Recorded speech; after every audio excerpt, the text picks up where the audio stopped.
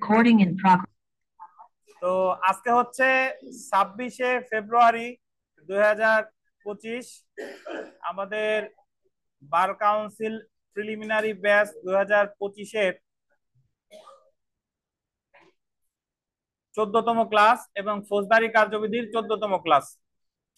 আপনারা অবগত আছেন যে গতকাল আপনাদের ফর্ম ফিল আপের বা ফর্ম পূরণের নোটিশ দিয়েছে এবং সেখানে উল্লেখ করা আছে যে 1 তারিখ 1 মার্চ থেকে 31 মার্চ পর্যন্ত বোধহয় ফর্ম পূরণ করা যাবে এবং ফর্ম ফিল আপ শেষে হচ্ছে আপনার পরীক্ষার দিন ধার্য করবে। এখনো পরীক্ষার ডেট দেয় নাই, যদিও গতবার প্রিলি পরীক্ষা এবং লিখিত পরীক্ষার দুইটা ডেট একসাথেই প্রকাশ করে দিছিল, এবার দেয় নাই।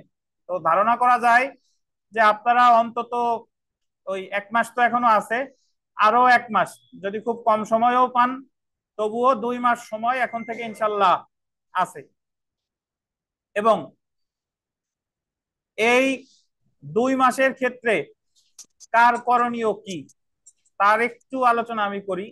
প্রথমত, 2 শ্রেণীর স্টুডেন্ট আছে।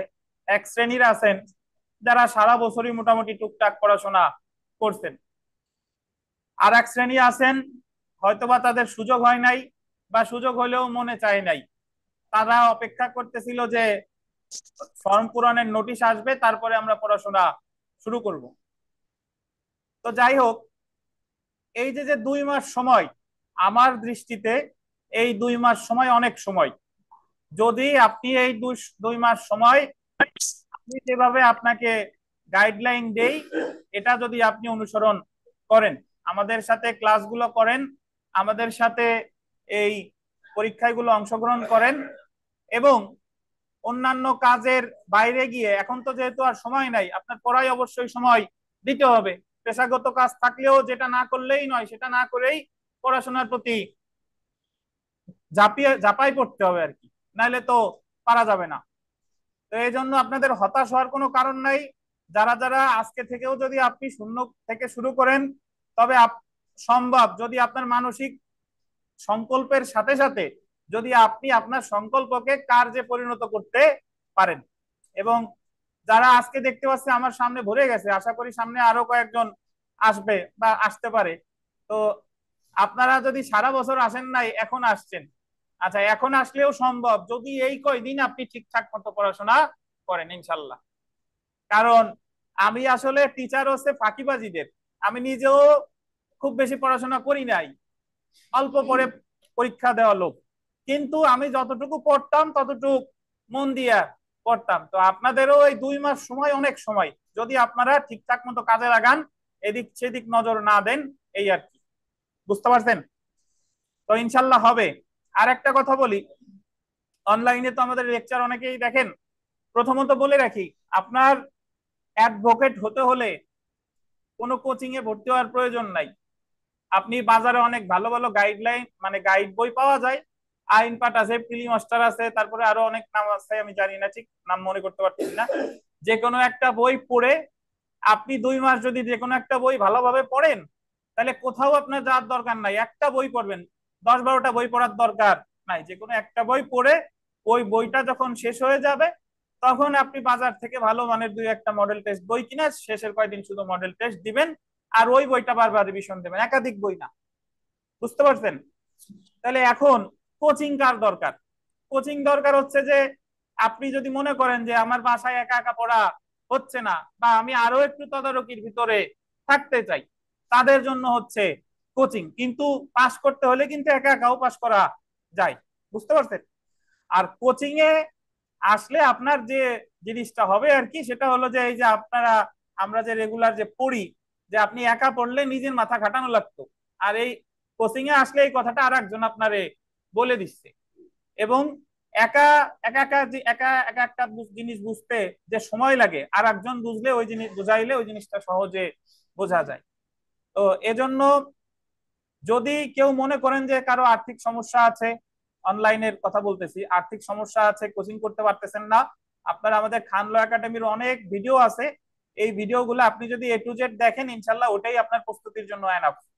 আর এছাড়া যদি মনে করেন যে না ভিডিও দেখলে হচ্ছে না, আমি আর একটু তদারকির মধ্যে থাকতে চাই, তাহলে আপনি আমাদের সাথে যোগাযোগ করতে পারেন, বা আমাদের এই অনলাইনের যে ক্লাস হয় এই ক্লাসে যোগদান করতে পারেন। আমাদের সপ্তাহে 7 দিনই ক্লাস হয় ইনশাল্লাহ, এখন থেকে 7 দিনই ক্লাস হবে, এবং বিকালের ক্লাসও সামনে হয়তোবা আরো একদিন ইনশাল্লাহ বাড়াই দেবো। আপাতত 4 দিনই আছে, সমস্যা নাই। তো এই আর কি, আজকে থেকে আমরা শুরু করতে যাচ্ছি দেখেন। তো আশা করি ইনশাল্লাহ, আর একটু আশ্বস্ত করতে চাই যে আপনাদের ফর্ম পূরণ নিয়ে, কেস রেফারেন্স নিয়ে, কি কেস দিব কিনা, কিভাবে কি করব কিনা, এই সমস্ত কোনো টেনশনের দরকার নাই। আমি যদি সুস্থ থাকি, জীবিত থাকি, আমি ইনশাল্লাহ করে দেব, ঠিক আছে? তাহলে আপনাদের পরিপূর্ণ ফোকাস এখন থাকা উচিত হচ্ছে কিসের উপরে? পড়াশোনার উপরে, ঠিক আছে? এই আর কি। আর অনলাইনে যদি কারো ফর্ম পূরণ রিলেটেড কোনো সমস্যা হয়, রি রেজিস্ট্রেশন, বা ইভেন ভিন্ন ডিস্ট্রিক্টেরও যদি কেউ থেকে থাকেন যারা কেস পাচ্ছেন না, বা অন্যান্য যে কোনো যাবতীয় সমস্যা, আমার সাথে যোগাযোগ করেন, আমি আপনাদের সহায়তা করার চেষ্টা করবো আর কি। আচ্ছা, তাহলে আমরা আমাদের ক্লাস শুরু করি দেখেন। তো আজকে আমরা পড়বো পুলিশ ডায়েরি, যা আছে ধারা হচ্ছে 172। তো তার আগে আমি একটু বলে নিই, গতদিন আমরা আলোচনা করেছিলাম আমাদের ফৌজদারি অপরাধের যে যদি কোনো অপরাধ সংঘটিত হয় তাহলে মামলা করা যায় দুই ভাবে, একটা হলো কোর্টে আর একটা হচ্ছে থানায়। তো থানায় যদি মামলা করে, তাহলে কখনো কখনো আমলযোগ্য অপরাধ থানায় মামলা করলে 154 ধারা এফআইআর রেকর্ড করবে, 156 রেখে তদন্ত করবে, ম্যাজিস্ট্রেটের অনুমতির দরকার নাই। থানায় যদি আমল অযোগ্য অপরাধের তথ্য দেয়, 155-তে জিডি রেকর্ড করবে, 155-2-এ ম্যাজিস্ট্রেটের অনুমতি নিয়ে তদন্ত করবে। অর্থাৎ আমল অযোগ্য অপরাধ বা জিডির ক্ষেত্রে ম্যাজিস্ট্রেটের অনুমতি প্রয়োজন আছে। কিন্তু কোর্টে আমলযোগ্য হোক বা আমল অযোগ্য হোক, মামলাটা দায়ের করে 200 ধারায়, 200 ধারায় মামলা করলে ম্যাজিস্ট্রেট যদি তদন্তের নির্দেশ দিতেও পারে, নাও দিতে পারে, এটা। আর এছাড়া সন্দেহের ভিত্তিতে তদন্ত করে আপনার 157 ধারায়, আর সিআর মামলার ক্ষেত্রে তদন্তের নির্দেশ দেয় 202 ধারায়। এরপরে গতদিন আমরা পড়ছিলাম যে তদন্তের ক্ষেত্রে পুলিশের যে ক্ষমতা আছে, 160 ধারা পড়েছিলাম, যে 160 ধারায় পুলিশ ঘটনা সম্পর্কে জ্ঞাত কোনো ব্যক্তিরে তলব করে লিখিত আকারে, সে হাজির হতে বাধ্য, তবে হাজির হতে তাকে জোরপূর্বক টেনে হিঁচড়ে আনা যাবে না। যদি সে হাজির না হয়, দণ্ডবিধির 174 ধারায় দণ্ডিত হবে। 161 ধারায় পড়ছিলাম, মনে করাই দিই, যে ঘটনার সাথে পরিচিত ব্যক্তির জবানবন্দি, ওই যে যারে তলব করা হলো লিখিত ভাবে, সে যদি আসে, তার মৌখিক জবানবন্দি গ্রহণ করা হবে, তাকে প্রশ্ন করা হবে, সকল প্রশ্নের উত্তর দিতে সে বাধ্য, তবে যে প্রশ্নের উত্তর দিলে সে নিজেই অপরাধী হয়ে যেতে পারে, সে প্রশ্নের উত্তর দিতে সে বাধ্য না। 162 ধারায় বলছে যে 161 ধারা বিবৃতিতে শুধু তদন্তকারী কর্মকর্তা স্বাক্ষর করবে, যে বিবৃতি দিল সে স্বাক্ষর করবে না। আর 161 ধারা বিবৃতি কখন ব্যবহার করা যাবে, কখন ব্যবহার করা যাবে না, এটাও বলেছে 162 ধারায়। প্রথমে বলল যে 161 ধারা বিবৃতি তদন্ত বা অনুসন্ধানে ব্যবহার করা যাবে না, বিচার বা অনুসন্ধান বা বিচারে ব্যবহার করা যাবে না। তারপরে বলল যে জেরার সময় আসামি পক্ষ 161 ধারা বিবৃতি ব্যবহার করতে পারবে সাক্ষ্য আইনের 145 ধারায়, সাক্ষ্যের সাথে 161 ধারার বিবৃতির বৈসাদৃশ্য প্রমাণের জন্য। এবং ঠিক একই ক্ষেত্রে 161 ধারা বিবৃতি বাদী পক্ষ ব্যবহার করতে পারবে রি এক্সামিনেশন বা পুনঃজবানবন্দির সময় সাক্ষ্য আইনের 157 ধারায়। এছাড়া যদিও প্রথমে বলেছিলাম যে 161 ধারা বিবৃতি অনুসন্ধান বা বিচারে ব্যবহার করা যাবে না, তবে দুইটা ব্যতিক্রম আছে। সাক্ষ্য আইনের 32-1 মৃত্যুকালীন ঘোষণা, এবং আর একটা হচ্ছে সাক্ষ্য আইনের 27 ধারা আলামত উদ্ধার। কি বলেন? আলামত উদ্ধার। তো পরীক্ষায় প্রশ্ন আসে যে 161 ধারা বিবৃতি কখন মূল সাক্ষ্য হিসেবে ব্যবহার হতে পারে, মৃত্যুকালীন ঘোষণা, আর একটা হচ্ছে সাক্ষ্য আইনের 27 ধারা অনুসারে যদি কি উদ্ধার হয়, আলামত উদ্ধার হয়। 163 ধারায় বলেছে যে কোন তদন্তকারী কর্মকর্তা সাক্ষ্য গ্রহণকালে কাউরে ভয়, ভীতি, প্রলোভন, হুমকি, প্রতিশ্রুতি দিবে না। 164 পুলিশের ক্ষমতা না, 164 ধারায় দোষ স্বীকার রেকর্ড করে কে? ম্যাজিস্ট্রেট। যখন কোনো ব্যক্তি নিজে অপরাধ করে নিজের দোষ নিজে স্বীকার করে, সেটাকে বলে কনফেশন বা দোষ স্বীকার। 164 ধারায় মেট্রোপলিটন ম্যাজিস্ট্রেট বা প্রথম শ্রেণীর ম্যাজিস্ট্রেট বা বিশেষ ক্ষমতাপ্রাপ্ত কে? দ্বিতীয় শ্রেণীর ম্যাজিস্ট্রেট দোষ স্বীকার রেকর্ড করতে পারে। কখন পারে? তদন্তের মামলা বিচার শুরু হওয়ার পূর্বে, মানে তদন্ত পর্যায়ে পারে, ইভেন অনুসন্ধান পর্যায়ে পারে, তবে বিচার শুরু হওয়ার পূর্বে। আর 164 ধারায় দোষ স্বীকার রেকর্ড করা হবে 364 ধারার বিধান অনুসারে। 164 ধারার দোষ স্বীকারের ভাষা হবে অভিযুক্তের ভাষা বা আদালতের ভাষা বা ইংরেজি ভাষা। এবং 164 ধারার বিবৃতিতে কে কে স্বাক্ষর করবে সেটাও বলেছে 364 ধারায়। আসামিও করবে, ম্যাজিস্ট্রেট বা বিচারকও করবে। এবং আপনাদের মনে করিয়ে দিই যে 364 ধারার বিধান শুধু 164 ধারার ক্ষেত্রেই প্রযোজ্য না, বরং 342 ধারার ক্ষেত্রেও প্রযোজ্য। এরপরে 165 আর 166 ধারায় আছে তদন্তকারী কর্মকর্তার কোন স্থান তল্লাশি করার ক্ষমতা। তার নিজের এলাকার মধ্যে তল্লাশি করলে 165 ধারা, অপর এলাকার মধ্যে তল্লাশি করলে 166 ধারা। এবং এই ক্ষেত্রে, এই তল্লাশির ক্ষেত্রে 102, 103 ধারার বিধান প্রযোজ্য হবে। মানে ওই যে স্থানীয় সাক্ষীর উপস্থিতিতে তল্লাশি করা, স্বাক্ষর নেওয়া, এই বিধিবিধানগুলো 165, 166 ধারা তল্লাশির ক্ষেত্রে প্রযোজ্য হবে। এরপরে আমরা করেছিলাম 167 ধারা। এটা আমরা আগেই করেছি যে যখন পুলিশ 24 ঘন্টার মধ্যে বিনা করোনায় যাকে গ্রেফতার করে 24 ঘন্টার মধ্যে তদন্ত শেষ করতে পারে না, তখন 167(2) ধারায় রিমান্ডের আবেদন করে। এবং তবে রিমান্ডের আবেদন তদন্ত পর্যায়ে 167(2), বিচারিক পর্যায়ে 344 ধারা। যদি বলে রিমান্ড শব্দটার উল্লেখ আছে কত ধারায়? 344 ধারায়। এছাড়া রিমান্ড সর্বোচ্চ 15 দিনের জন্য মঞ্জুর করতে পারে, বিস্তারিত এর আগের ক্লাসে আলোচনা করেছি। ওখানে 67 পরে আর আমরা পড়ি নাই। আজকে আমরা আলোচনা শুরু করব দেখেন 172। যদি বলে থাকেন স্যার 168, 69, 70 এর কি হবে, সব করব, সমস্যা নাই, আপাতত 172 এ আসি।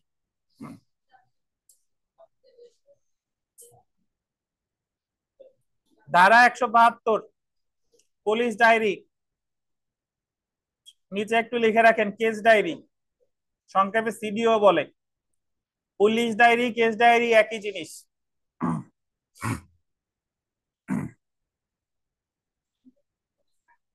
হ্যাঁ, পুলিশ ডায়েরির অর্থ দেখেন, পুলিশের তদন্তের অগ্রগতি যে ডায়েরিতে লিপিবদ্ধ করা হয় সেটা হলো পুলিশ ডায়েরি। ফৌজদারি কার্যবিধির 172 ধারায় পুলিশ ডায়েরি সম্পর্কে আলোচনা করা হয়েছে। যদি পরীক্ষায় প্রশ্ন আসে পুলিশ ডায়েরি আলোচনা করেছে ফৌজদারি কার্যবিধির কত ধারায়? 172 ধারায়। পুলিশ ডায়েরি এই যে দেখেন কেস ডায়েরি নামেও পরিচিত। পুলিশ ডায়েরিতে পুলিশ যে সকল বিষয় লিপিবদ্ধ করে, দেখেন ফৌজদারি কার্যবিধির 172 ধারায় বলা হয়েছে তদন্তকারী পুলিশ কর্মকর্তা কর্তৃক প্রতিদিন একটি ডায়েরিতে তার তদন্তের অগ্রগতি লিপিবদ্ধ করবে। কখন তিনি খবর ও তথ্য পেয়েছিল, কখন তিনি তদন্ত শুরু করেছিলেন, সমাপ্ত করেছিলেন, কোন কোন স্থান বা স্থানসমূহ তিনি পরিদর্শন করেছিলেন, তার তদন্তের মাধ্যমে তিনি কোনো ঘটনার সময় চিহ্নিত করলো, সেই বিষয়ে একটি বিবৃতি তিনি পুলিশ ডায়েরিতে লিপিবদ্ধ করবেন। মূল কথা হলো যে যখন 154 ধারা অনুসারে এফআইআর রেকর্ড হলো, এফআইআর রেকর্ডের সাথে সাথে তদন্তকারী কর্মকর্তা তদন্ত করবে 156(1) ধারায়, ম্যাজিস্ট্রেটের অনুমতির দরকার নাই। এই তদন্তকারী কর্মকর্তা তদন্ত করতে তিনি যা যা করবে, কোথায় কোথায় গেলেন, কি কি জব্দ করলেন, এর সব কিছু লিপিবদ্ধ থাকবে কিসে? পুলিশ ডায়েরিতে বা কেস ডায়েরি। জি, এখন আমরা একটু দেখি যে পুলিশ ডায়েরির ব্যবহার, এটা কখন ব্যবহার করা যাবে এবং কখন ব্যবহার করা যাবে না। তার আগে একটা কথা বলিনি, 161 এর কপি আসামি পেতে পারে, 164 এর কপিও আসামি বা রাষ্ট্রপক্ষ পেতে পারে। আপনারা জানেন 164 এর কি রেকর্ড করে? কনফেশনও রেকর্ড করে, স্টেটমেন্টও রেকর্ড করে। বুঝতে পারছেন? তো এখন যে কোনো ফৌজদারি আদালত তার উক্ত আদালতে গোল দিবেন অনুসন্ধান বা বিচারাধীন কোন মামলার পুলিশ ডায়েরি চেয়ে পাঠাতে পারে।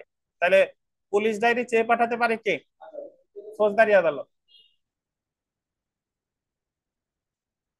এই ডায়েরি আন্ডারলাইন করবেন, সাক্ষ্য হিসেবে গ্রহণ না করে বরং গোল দিবেন অনুসন্ধান বা বিচারের গোল দিবেন সহায়ক হিসেবে আদালত ব্যবহার করতে পারবে। পরীক্ষায় প্রশ্ন আসবে যে পুলিশ ডায়েরি কি সাক্ষ্য হিসেবে ব্যবহার করা যাবে কিনা? যাবে না। এটা অনুসন্ধান বা বিচারের কি সহায়ক হিসেবে ব্যবহার করা যাবে।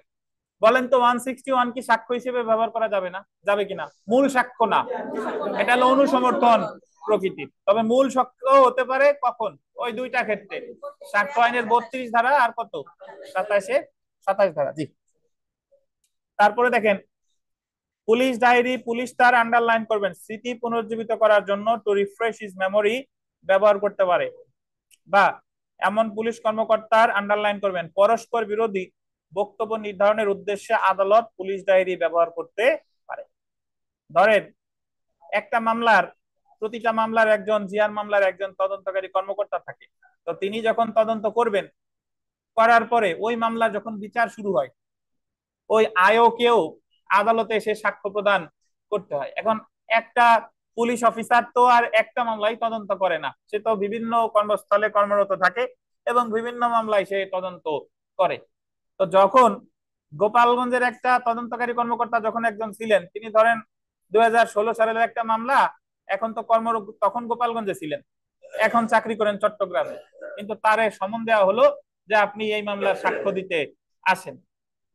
তো 25 সালে এসে যদি 16 সালের মামলার সাক্ষ্য সে দিতে যায় যে তদন্তের সময় কি কি করছিল না না করছিল, তার তো ওই জিনিস মনে না থাকাই কি স্বাভাবিক। আর ইতিমধ্যে তো সে আরো অনেক মামলার তদন্ত করেছে, তখন সে ওই যে পুলিশ ডায়েরি আদালতের কাছে আছে, সে সেটা দেখে তার স্মৃতি পুনর্জীবিত করতে পারে, যাতে তার একবার দেখলে যাতে কি মনে ওঠে। আপনাদের কত ভালো হতো যদি পরীক্ষার হলে স্মৃতি পুনর্জীবিত করার ব্যবস্থা থাকতো। মানে ভুলে গেছেন, বই এক পলক একটু দেখতে দিয়েছে তো। আচ্ছা, তো স্মৃতি পুনর্জীবিত করার ব্যবস্থা, স্মৃতি এটা পুনর্জীবিত করার পরে, এরপরে এই যে আসামি পক্ষের আইনজীবী, সে আবার ওই পুলিশ ডায়েরি উনিও দেখতে পারবে। যদি দেখে যে পুলিশ ডায়েরিতে যে কথা নাই, কিন্তু তিনি সেই কথা বলতেছে, মানে তদন্তকারী কর্মকর্তার বিবৃতির সাথে পুলিশ ডায়েরির লেখার যদি কি না থাকে, মিল না থাকে, তখন আসামি পক্ষের আইনজীবী বলবে যে আপনার বক্তব্য হলো পরস্পর বিরোধী, সাক্ষ্যের সাথে পুলিশ ডায়েরির কোনো কি নাই, মিল নাই। অনেকটা 161 এর কাহিনী মনে নাই, 145 ধারায় যে 161-এ যা বলছে, সাক্ষ্য দিতে এসে যদি আর একটা কথা বলে, তাহলে তার দৃষ্টি আকর্ষণ করবে কন্ট্রাডিক্টরি, যে পরস্পর বিরোধী, সাক্ষ্য নিয়ে কত ধারায়, 145 ধারায়। ঠিক পুলিশ ডায়েরি যদি পুলিশ স্মৃতি পুনর্জীবিত করে, তাহলে আসামি পক্ষের আইনজীবী এই সুবিধাটা পায়। নর্মালি পুলিশ ডায়েরি দেখার অধিকার আসামি পক্ষের আইনজীবীরও নাই, আসামিরও নাই, বুঝতে পারছেন? কিন্তু আসামি পক্ষের আইনজীবী পুলিশ ডায়েরি দেখতে পারে কখন, যদি ওই কর্মকর্তা সাক্ষ্য প্রদানের সময় কি করে, স্মৃতি পুনর্জীবিত করে।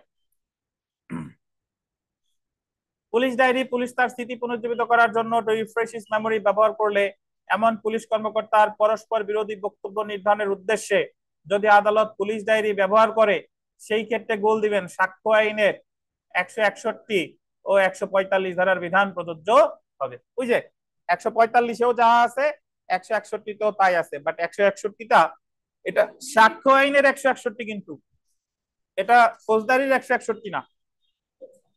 অর্থাৎ এই ক্ষেত্রে আসামি পক্ষ পুলিশ ডায়েরি বিষয়ে পুলিশকে জেরা করতে পারে, জেনে রাখা ভালো। দেখেন,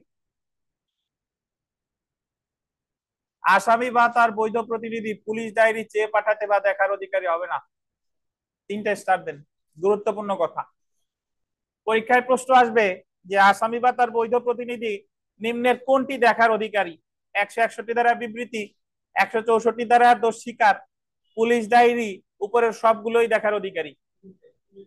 কোনটা দেখার অধিকারী না বলেন? হ্যাঁ, তো বলে দেখার অধিকারী না যদি বলে, তাহলে উত্তর কোনটা? পুলিশ ডায়েরি, ঠিক আছে। আর যদি বলে দেখার অধিকারী কোনটা কোনটা, তাহলে 161 আর 164। এখন কথা আছে, পুলিশ ডায়েরি দেখার অধিকারী কখন? যদি পুলিশ কি করে, স্মৃতি পুনর্জীবিত করে। তাও আসামি দেখবে না, দেখবে হচ্ছে আসামির আইনজীবী। আসামির আইনজীবী দেখলেই তো এনাফ, আসামি দেখে আর কি করবে, বুঝতে পারছেন? আচ্ছা, দেখি এই আরিফ সাহেব, তানবীর একটু দেন তো, তানবীর একটু দেন, তানবীর ঘুম কাটাই দি। তানবীর বলেন, 161 ধারায় বিবৃতি যে পুলিশ রেকর্ড করে, কার বিবৃতি রেকর্ড করে? বাদী, সাক্ষী, নাকি আসামি? সাক্ষীর বিবৃতি রেকর্ড করছে, মানে ঘটনা সম্পর্কে যারা অবগত। বাদীর বিবৃতি রেকর্ড করতে পারে না? বাদীর বিবৃতিও রেকর্ড করতে পারে। পারে, পারবে না কোনটা? পারবে না হচ্ছে আহ মানে যদি কেউ হচ্ছে নিজে দোষী হয়ে যায় সেক্ষেত্রে হচ্ছে তার যদি বিরুদ্ধে। কেউ নিজে দোষী সাব্যস্ত হওয়ার সম্ভাবনা থাকে সেটা রেকর্ড করতে পারবে না। না। ঠিক আছে, এটা হলো কততে? 100। 161। 61তে। আর তানভীর বলেন যে পুলিশ ডায়েরি দেখার অধিকারী কে কে? পুলিশ ডায়েরি দেখার অধিকারী হচ্ছে তদন্ত কর্মকর্তা, যিনি হচ্ছে সাক্ষী হবেন, তিনি তার স্মৃতি পুনরুজ্জীবনের জন্য পুলিশ সে ডায়েরি। তো দেখবেই, সে তো তৈরিই করছে। জি। কিন্তু বাদ আসামি কি দেখতে পারবে কিনা? এছাড়া আসামি পক্ষ দেখতে পারবেন। কখন দেখতে পারবে? সব সময় পারে না, ব্যাখ্যা দেন কখন পারবে। না, বলতে পারবো না। কেউ বলেন না, ওনারা বলতে দেন কখন দেখতে পারবে। আসামি বাদন দেন পিছনে, বাদন কখন দেখতে পারবে, কেউ বলবেন না। স্যার যখন মেমোরি রিফ্রেশ করবে পুলিশের। যদি ওই পুলিশ কর্মকর্তা তার স্মৃতি পুনর্জীবিত করে, তাহলে আসামি পক্ষের আইনজীবী পুলিশ ডায়েরি দেখার অধিকারী হবে। ঠিক আছে, যদি তিনি স্মৃতি পুনর্জীবিত না করতো তাহলে কিন্তু দেখার অধিকারী হতো না। ক্লিয়ার? দেন, বুঝছেন? আচ্ছা, তো তাহলে এখন দেখেন একটি, সরি, অধস্তন পুলিশ কর্মকর্তা, পরের ধারাটা দেখেন। অধস্তন পুলিশ কর্মকর্তা কোনো অপরাধের তদন্তের ফলাফল বা প্রতিবেদন থানার ভারপ্রাপ্ত কর্মকর্তার নিকট জমা দিবে। 168, 3টে স্টার দেন। যখন কোনো তদন্তকারী কর্মকর্তা আপনার তার তদন্ত শেষ হয়ে যাবে, তখন তিনি এই তদন্তের ফলাফল কাকে জানাবেন? থানার ভারপ্রাপ্ত কর্মকর্তার নিকট জানাবেন। হ্যালো, জি ওয়ালাইকুম আসসালাম। হ্যাঁ রশিদ সাহেব। জি,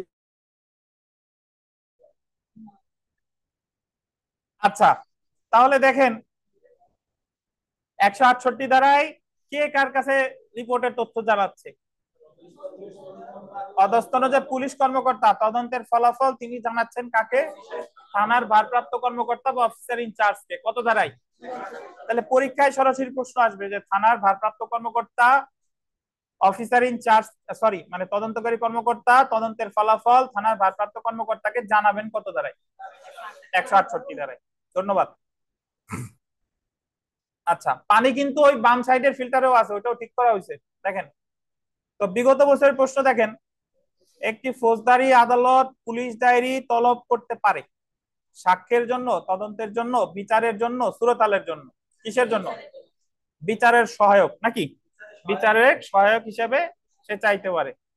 যদি এখানে থাকতো যে অনুসন্ধানের জন্য, সেটাও হতো, কারণ উত্তর আছে অনুসন্ধান বা বিচারের সহায়ক হিসেবে।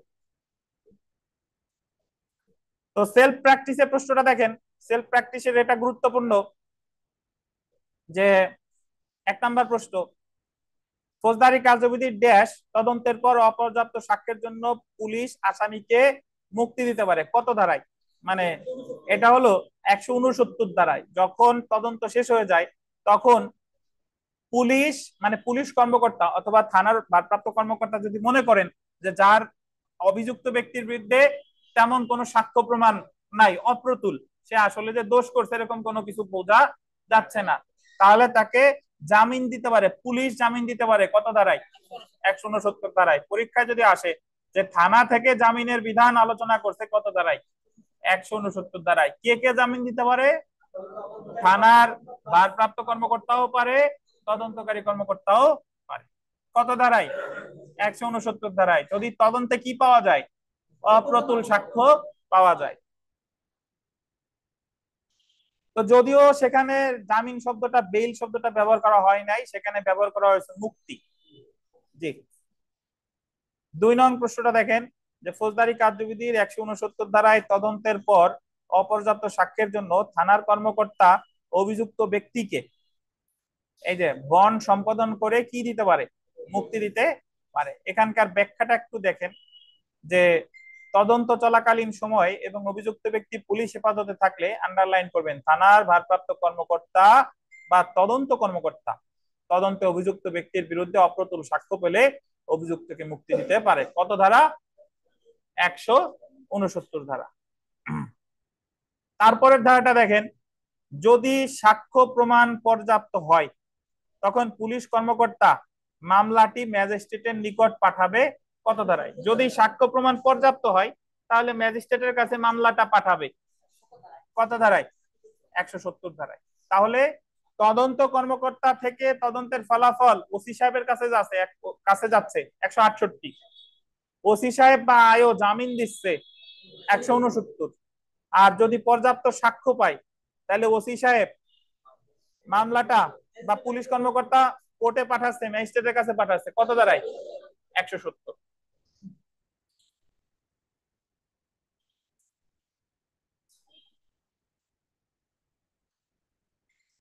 আচ্ছা, 171 ধারাটা একটু লেখেন।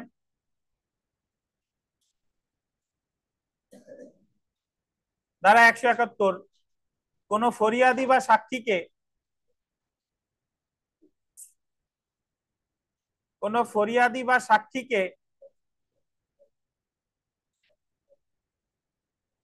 পুলিশ অফিসারের সাথে যেতে, ধারা 171টা লেখেন, কোন ফরিয়াদি বা সাক্ষীকে পুলিশ অফিসারের সাথে যেতে বাধ্য করা যাবে না, বা যেতে চাইলে বাধা দেওয়া যাবে না, বা যেতে চাইলে বাধা দেওয়া যাবে না, বা যেতে চাইলে বাধা দেওয়া যাবে না।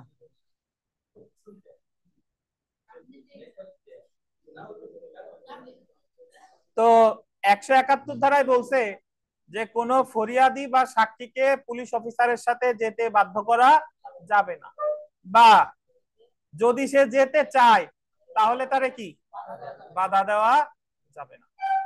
এই কথাটা বলেছে কত ধারায়? 171।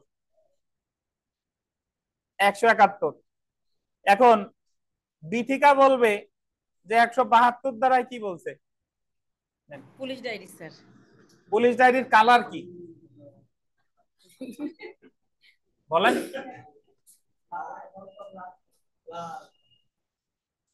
বলেন, উত্তর কিছু তো দেন। কত সালের ডায়েরি?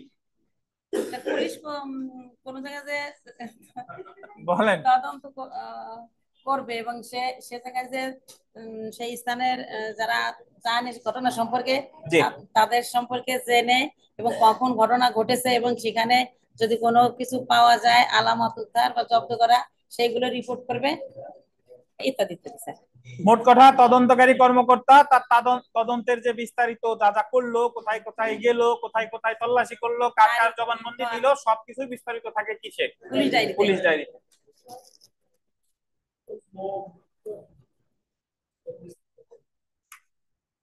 আচ্ছা, আমরা এখন চলে আসি পুলিশ অফিসারের রিপোর্ট, ধারা 173।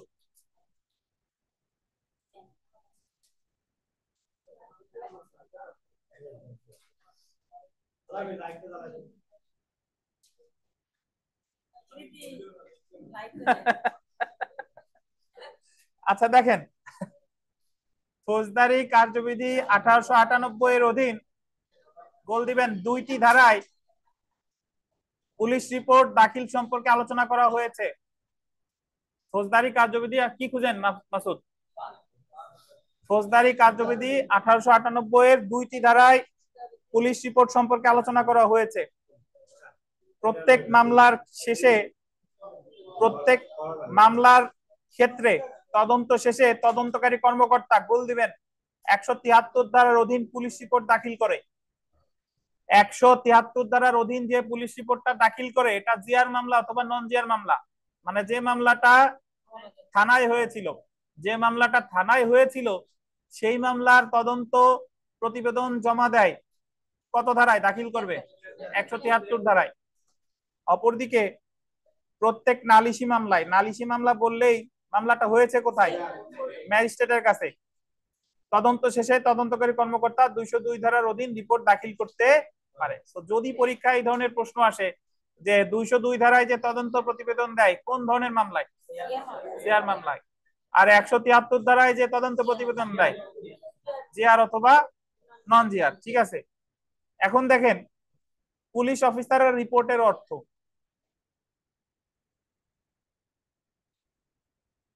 পুলিশ অফিসারের মামলার তদন্ত শেষে যে রিপোর্ট দাখিল করে তা পুলিশ রিপোর্ট নামে পরিচিত বা পুলিশ প্রতিবেদন।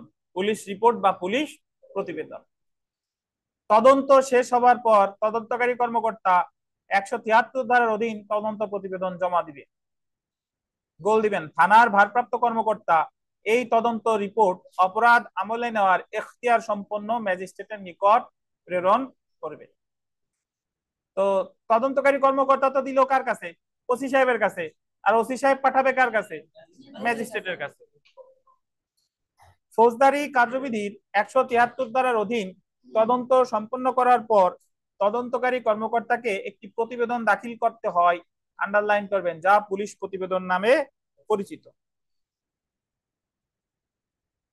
অর্থাৎ তদন্ত শেষে তদন্তকারী কর্মকর্তা আইও, আইও শব্দের অর্থ এখানে ভুল আছে, ইনভেস্টিগেশন অফিসার লেখছে, হবে কি ইনভেস্টিগেটিং অফিসার। ঠিক।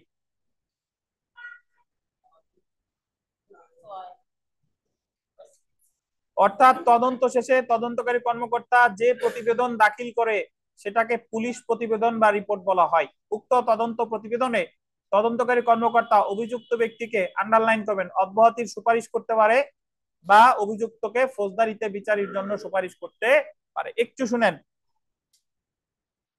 যদি একটা এখানে ধরেন একটা হত্যাকাণ্ড সংঘটিত হয়েছে, তো ওই বিষয়ে একটা জিআর মামলা হলো, জিআর মামলা হওয়ার পরে পুলিশ 156 ধারায় ম্যাজিস্ট্রেটের অনুমতি ছাড়াই তদন্ত করলো। তদন্ত করে তিনি যদি দেখেন যে তানভীর, আসমা খানম, রহমান সাহেব এরা তিনজন অপরাধ করেছে, এই তিনজনের বিচারের সুপারিশ করছে আদালতের কাছে যে তারা আসলেই অপরাধ করেছে, তাদের তিনজনের বিরুদ্ধে মামলাটা করছিল এবং পুলিশ তদন্ত শেষে তিনজনেরই অপরাধের সাথে সংশ্লিষ্টতা পেয়েছে এবং তিনজনের বিচারের সুপারিশ করেছে। প্রথমত এটা হলো পুলিশ প্রতিবেদন। দ্বিতীয়ত, যদি আপনার অপরাধের সংশ্লিষ্টতা পেয়ে পুলিশ যদি ওই তদন্ত প্রতিবেদনে বিচারের সুপারিশ করে তাহলে ওই পুলিশ রিপোর্টকে বলা হয় চার্জশিট। কি বলেন? চার্জশিট বা অভিযোগপত্র বা অভিযোগপত্র। আর যদি পুলিশ যদি তদন্ত শেষে দেখে যে না, তানভীর, আসমা খানম, আব্দুর রহমান এরা কোনো অপরাধ করে নাই, এরকম অপরাধ হইছে এরা করে নাই, বা এরকম কোনো অপরাধী হয় নাই, তাই তাদেরকে অব্যাহতি দেওয়ার সুপারিশ জানাইছে, এটাও পুলিশ রিপোর্ট, বাট এটার নাম কি? Final report. তাহলে পুলিশ রিপোর্ট কত প্রকার? দুই প্রকার, একটা হলো ফাইনাল রিপোর্ট আর একটা কি চার্জশিট। যদি অপরাধীদের সংশ্লিষ্টতা পায় অপরাধে তাহলে দেয় চার্জশিট, আর যদি না পায় তাহলে দেয় কি? Final report. আচ্ছা, তো যে ক্ষেত্রে তদন্ত কর্মকর্তা অভিযুক্ত ব্যক্তির বিরুদ্ধে অপরাধে সংশ্লিষ্টতার কোনো প্রমাণ না পায় সেই ক্ষেত্রে অভিযুক্তকে অব্যাহতির সুপারিশ করে। যদি অপরাধীদের অভিযোগের কোনো সংশ্লিষ্টতা না পায় তাহলে কিসের সুপারিশ করে? অব্যাহতির। কিন্তু যে ক্ষেত্রে তদন্তকারী কর্মকর্তা অভিযুক্ত ব্যক্তির বিরুদ্ধে অপরাধের সংশ্লিষ্টতার প্রমাণ পায় সেই ক্ষেত্রে অভিযুক্তকে ফৌজদারি বিচারের জন্য কি করবে? সুপারিশ করবে। তো তারপরে দেখেন, মজার বিষয় হলো যে আমাদের ফৌজদারি কার্যবিধির 173 ধারায় এই চার্জশিট শব্দটাও নাই, ফাইনাল রিপোর্ট শব্দটাও নাই। দেখেন, the police regulation of Bengal 1943-এ এই দুই ধরনের সুপারিশের মধ্যে পার্থক্য করা হয়েছে এবং এই সুপারিশ অনুসারে যে পুলিশ প্রতিবেদনে ফৌজদারিতে বিচারের জন্য সুপারিশ করা হয়েছে, আন্ডারলাইন করবেন, যেটাতে বিচারের জন্য সুপারিশ করেছে, মানে পুলিশ তদন্ত প্রতিবেদনে লিখছে যে অমুক অমুক অমুক অপরাধ করছে, সেটাকে বলে চার্জশিট, চার্জশিট বলে গণ্য হয়। এবং যে পুলিশ প্রতিবেদনে অভিযুক্তকে অব্যাহতির সুপারিশ করা হয়েছে, আন্ডারলাইন করেন, অব্যাহতির সুপারিশ করা হয়েছে, সেটাকে চূড়ান্ত প্রতিবেদন বা ফাইনাল রিপোর্ট বলে। চূড়ান্ত প্রতিবেদন এবং চার্জশিট উভয়ই 173 ধারার অধীন পুলিশ প্রতিবেদন নামে পরিচিত। বাট আমি আবারও বলি যে ফাইনাল রিপোর্ট যে পুলিশ রিপোর্ট যে দুই প্রকার এটা কিন্তু ফৌজদারি কার্যবিধিতে বলে নাই, এটা বলছে কোথায়? Police regulation of Bengal. এখন পরের প্যারাটা পড়ি, দেখেন, চূড়ান্ত প্রতিবেদন ও চার্জশিট পৃথক পৃথক ভাবে দাখিল করা হয় না। মানে এমন না যে চার্জশিট একটা, ফাইনাল রিপোর্ট একটা, এরকম না। মূলত তদন্ত শেষে তদন্ত রিপোর্ট দাখিল করা হয়। তদন্ত রিপোর্টে পুলিশ কি সুপারিশ করেছে সেটার উপর ভিত্তি করে বলা হয় সেটা কি চূড়ান্ত প্রতিবেদন নাকি চার্জশিট। এমনকি একই পুলিশ প্রতিবেদনে কোনো অভিযুক্তকে অব্যাহতির সুপারিশ থাকতে পারে এবং অন্যদের বিচারের জন্য সুপারিশ থাকতে পারে। যদি এরকম দেয় যে আব্দুর রহমান সাহেব অপরাধের সাথে সংশ্লিষ্ট, তাই ওনাকে বিচার করা হোক, আর আসমা খানম তানভীর এরা এই অপরাধের সাথে সংশ্লিষ্টতা নাই, তাই তাদেরকে অব্যাহতির সুপারিশ করা হচ্ছে। তো রিপোর্ট একটাই, বাট যেটা বিচারের জন্য সুপারিশ করছে ওইটারে বলা হবে কি চার্জশিট, আর যেটাকে অব্যাহতির জন্য সুপারিশ করা হয়েছে এটাকে বলবে কি ফাইনাল রিপোর্ট। আচ্ছা, তো তাহলে দেখেন, যে ক্ষেত্রে কোনো মামলায় একাধিক অভিযুক্ত ব্যক্তি থাকে, একাধিক,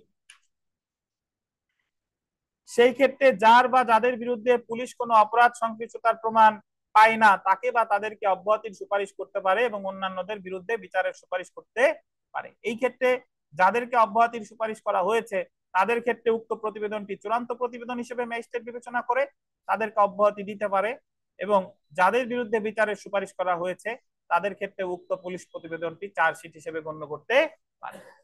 এখন সলিমুল্লাহ বলেন, সলিমুল্লাহ তো কোর্ট কাছারিতে যান, কোর্ট কাছারি রিলেটেডই বলি, যে পুলিশ প্রতিবেদনের যে কলাম থাকে, যাদের বিরুদ্ধে অভিযোগ প্রমাণিত হয় পুলিশ প্রতিবেদনে সেই কলামটার নাম কি, আর যাদের অভিযোগের সাথে সম্পৃক্ততা পায় না সেই কলামটার নাম কি? মাসুদ, পুলিশ প্রতিবেদনে যে কলাম থাকে যাদের বিরুদ্ধে অভিযোগের সম্পৃক্ততা পায় তাদের এক কলামে থাকে, ওই কলামটার নাম কি? আর যাদের সম্পৃক্ততা পায় না, না অভিযোগপত্র ফাইনাল রিপোর্ট তো ওখানে লেখা থাকে না, এটার নাম কি, কলামটার নাম কি বলেন? এই হাবিবুর রহমান সাহেব বলেন। স্যার, যাদের বিরুদ্ধে অভিযোগের প্রমাণ পাওয়া যায় সেই কলামে বলা হয় সেন্টাফ ইন সিএস, আর যেটা প্রমাণ পাওয়া যায়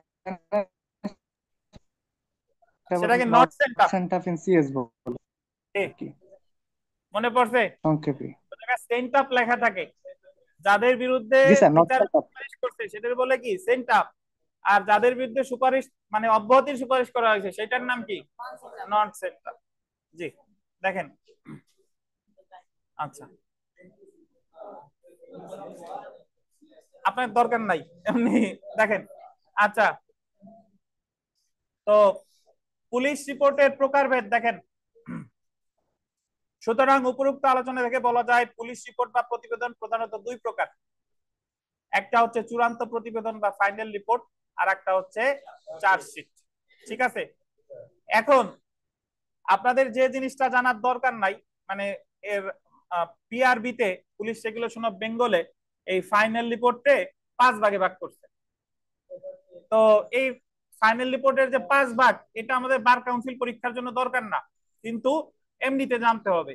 তো যেহেতু আমাদের সময় কম, আমি খুব সংক্ষেপে একটু বলে দিচ্ছি, বিস্তারিত আলোচনা করব না।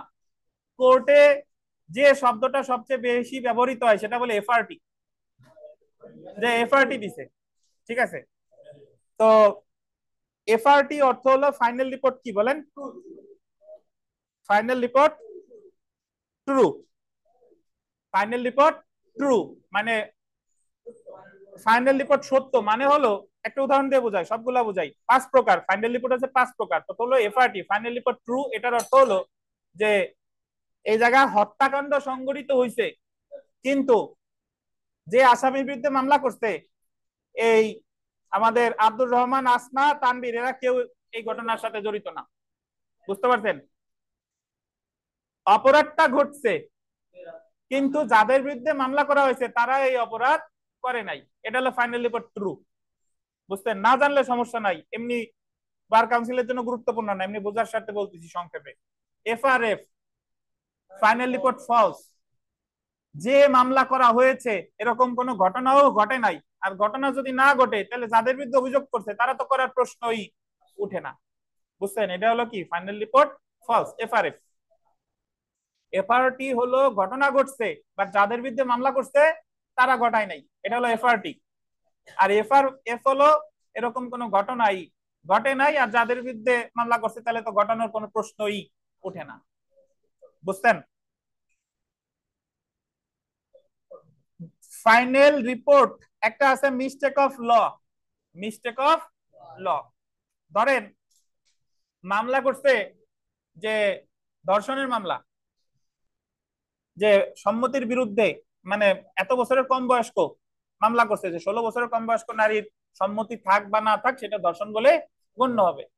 কিন্তু জানা গেল যে অ্যাকচুয়ালি এখানে তার বয়স 16 বছর না, তার বয়স 18 হয়ে গেছে বা 16 বছরের কি বেশি হয়ে গেছে, এবং প্রকৃতপক্ষে এই জায়গায় ধর্ষণের মতো কোনো ঘটনাই ঘটে নাই।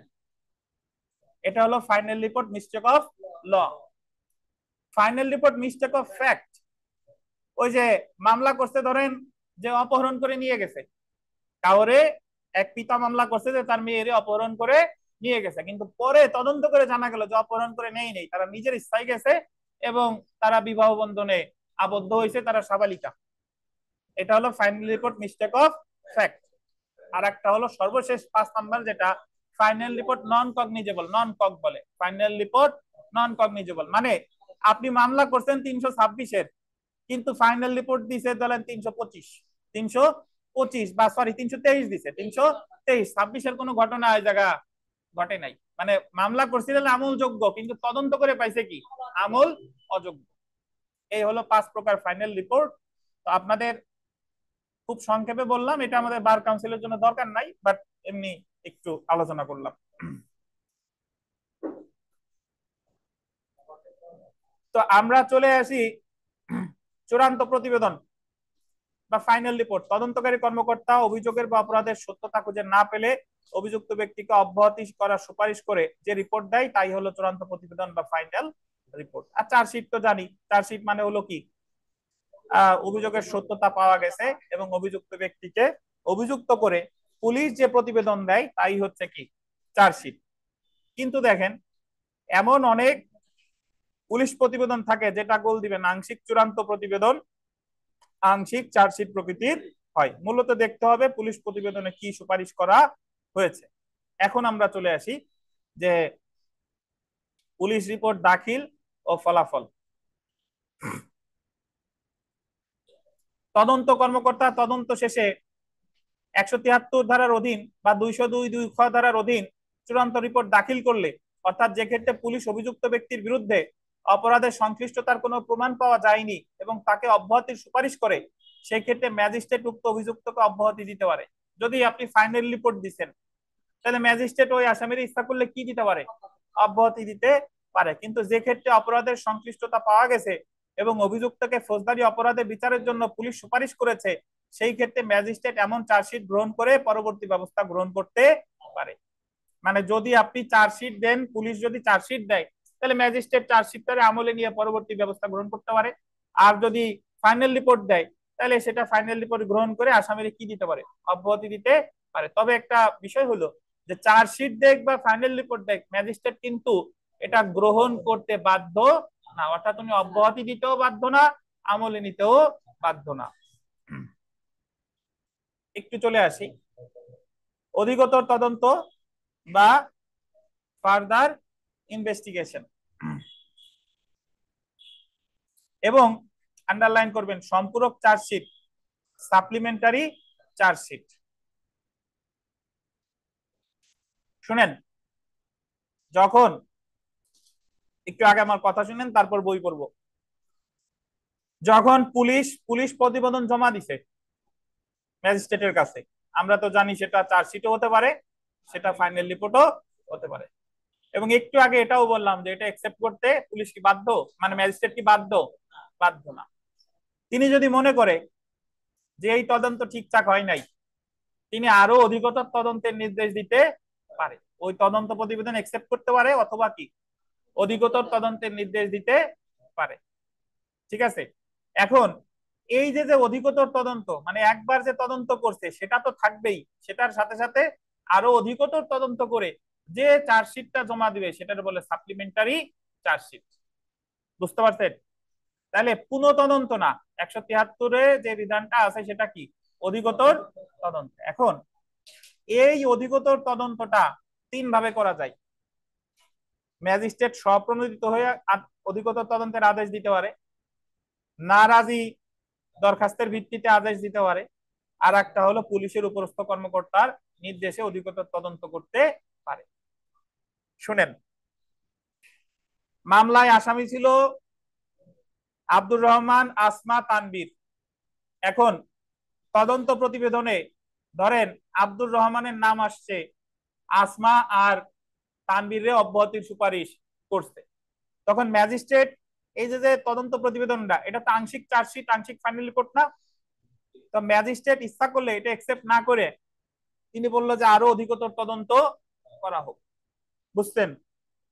অথবা ম্যাজিস্ট্রেটের কাছে বাদী পক্ষ মানে যে মামলা করছে সে নারাজি দরখাস্ত দেয় যে আমি তদন্ত প্রতিবেদন মানি না, মানে তদন্ত প্রতিবেদনের বিরুদ্ধে সে সংক্ষুব্ধ, তখন তার নারাজি দরখাস্তের ভিত্তিতেও অধিকতর তদন্ত করতে পারে। মানে ম্যাজিস্ট্রেট নিজের ইচ্ছায় অধিকতর তদন্তের নির্দেশ দিতে পারে, আবার কি নারাজি দরখাস্তের ভিত্তিতেও অধিকতর তদন্তের নির্দেশ দিতে পারে। আর একটা হলো পুলিশের উপরস্থ কর্মকর্তা, 158 ধারায় পুলিশের উপরস্থ কর্মকর্তা থানার যে ভারপ্রাপ্ত কর্মকর্তা তারা নির্দেশ দিতে পারে যে এই বিষয়ে অধিকতর তদন্ত করা হোক, ম্যাজিস্ট্রেট আদেশ দিক বা না দিক। 158-তে মানে 158 ধারায় ক্ষমতাপ্রাপ্ত পুলিশের উপরস্থ কর্মকর্তার নির্দেশে, বাট অধিকতর তদন্ত প্রতিবেদন তো জমা দিবে 173-এই, 173-এ। তার মানে অধিকতর তদন্ত পুলিশের উপরস্থ কর্মকর্তার নির্দেশ দিতে পারে, স্বয়ং ম্যাজিস্ট্রেট নির্দেশ দিতে পারে, অথবা কে নারাজি দরখাস্তের ভিত্তিতে ম্যাজিস্ট্রেট নির্দেশ দিতে পারে। একটু পড়লে ক্লিয়ার হবে। দেখেন 158 ধারায় নিয়োগকৃত পুলিশের উপরস্থ কর্মকর্তা, আন্ডারলাইন করবেন, ম্যাজিস্ট্রেটের আদেশ মুলতুবি রেখে থানার ভারপ্রাপ্ত কর্মকর্তাকে 173-এর 2 ধারায় অধিকতর তদন্তের নির্দেশ দিতে পারে।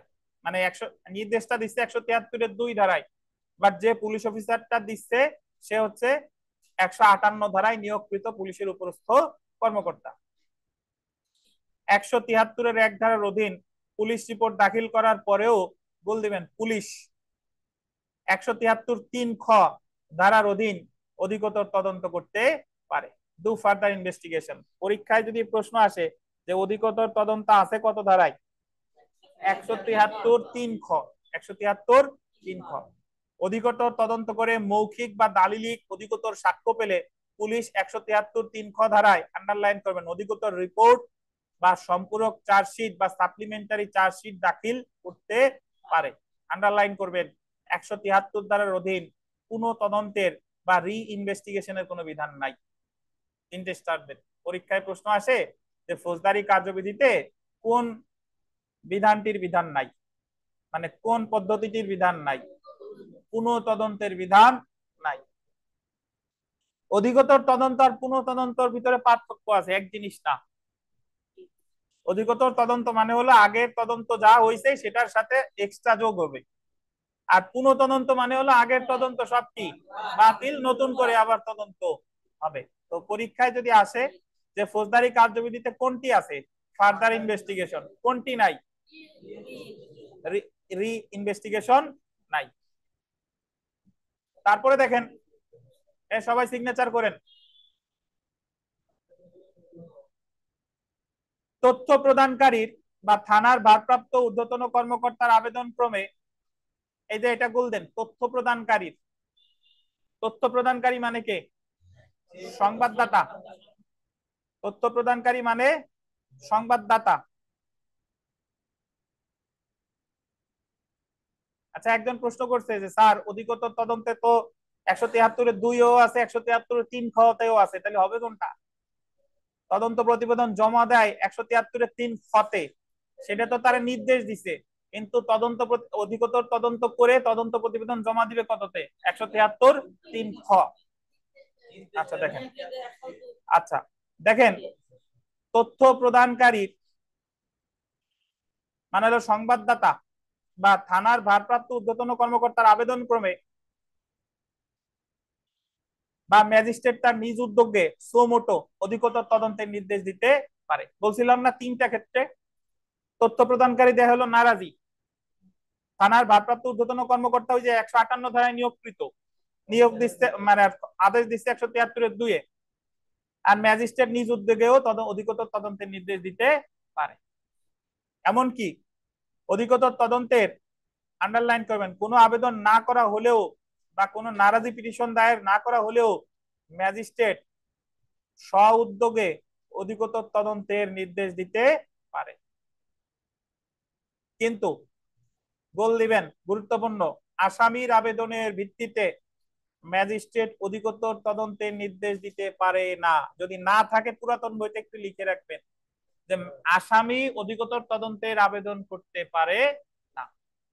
আসামি যদি বলে যে আমার বিরুদ্ধে চার্জশিট দিয়েছে, আমি এই অভিযোগ, আমি এই তদন্ত মানি না, আবার অধিকতর তদন্ত করা হোক, এটা কি করা যাবে না। তাহলে পরীক্ষায় যদি প্রশ্ন আসে যে নিম্নের কে অধিকতর তদন্তের আবেদন করতে পারবে না, কে বলেন তো? আসামি, মানে অভিযুক্ত ব্যক্তির।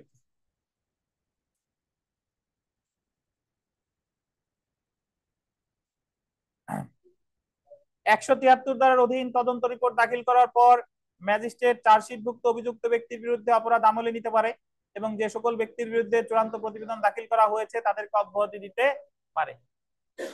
যাদেরকে ম্যাজিস্ট্রেট একবার অব্যাহতি দিল তাদের বিরুদ্ধে ম্যাজিস্ট্রেট পরবর্তীতে অধিকতর তদন্তের নির্দেশ দিতে পারে না, বরং ম্যাজিস্ট্রেট 190 ধারায় অপরাধ আমলে নিতে পারে। একটু এই কথাটা একটু বুঝতে হবে। তো তার আগে একটু বলি যে ধরেন প্রথমবার তদন্ত করে যে রিপোর্ট আসছে, আব্দুর রহমান সাহেবের বিরুদ্ধে দিচ্ছে চার্জশিট, আর আসমা আর ওই তানভীরের নামে দিছে ফাইনাল রিপোর্ট। দ্বিতীয়বার অধিকতর তদন্ত যখন করলো তখন যার একবার চার্জশিটে নাম আসছে তারে কিন্তু বাদ দিতে পারবে না, আব্দুর রহমান সাহেবরে বাদ দিতে পারবে না, নতুন কাউরে যুক্ত করতে পারবে, কিন্তু আগে যাদের নাম এসেছে তাদের কি করা যাবে না, বাদ দেওয়া যাবে না।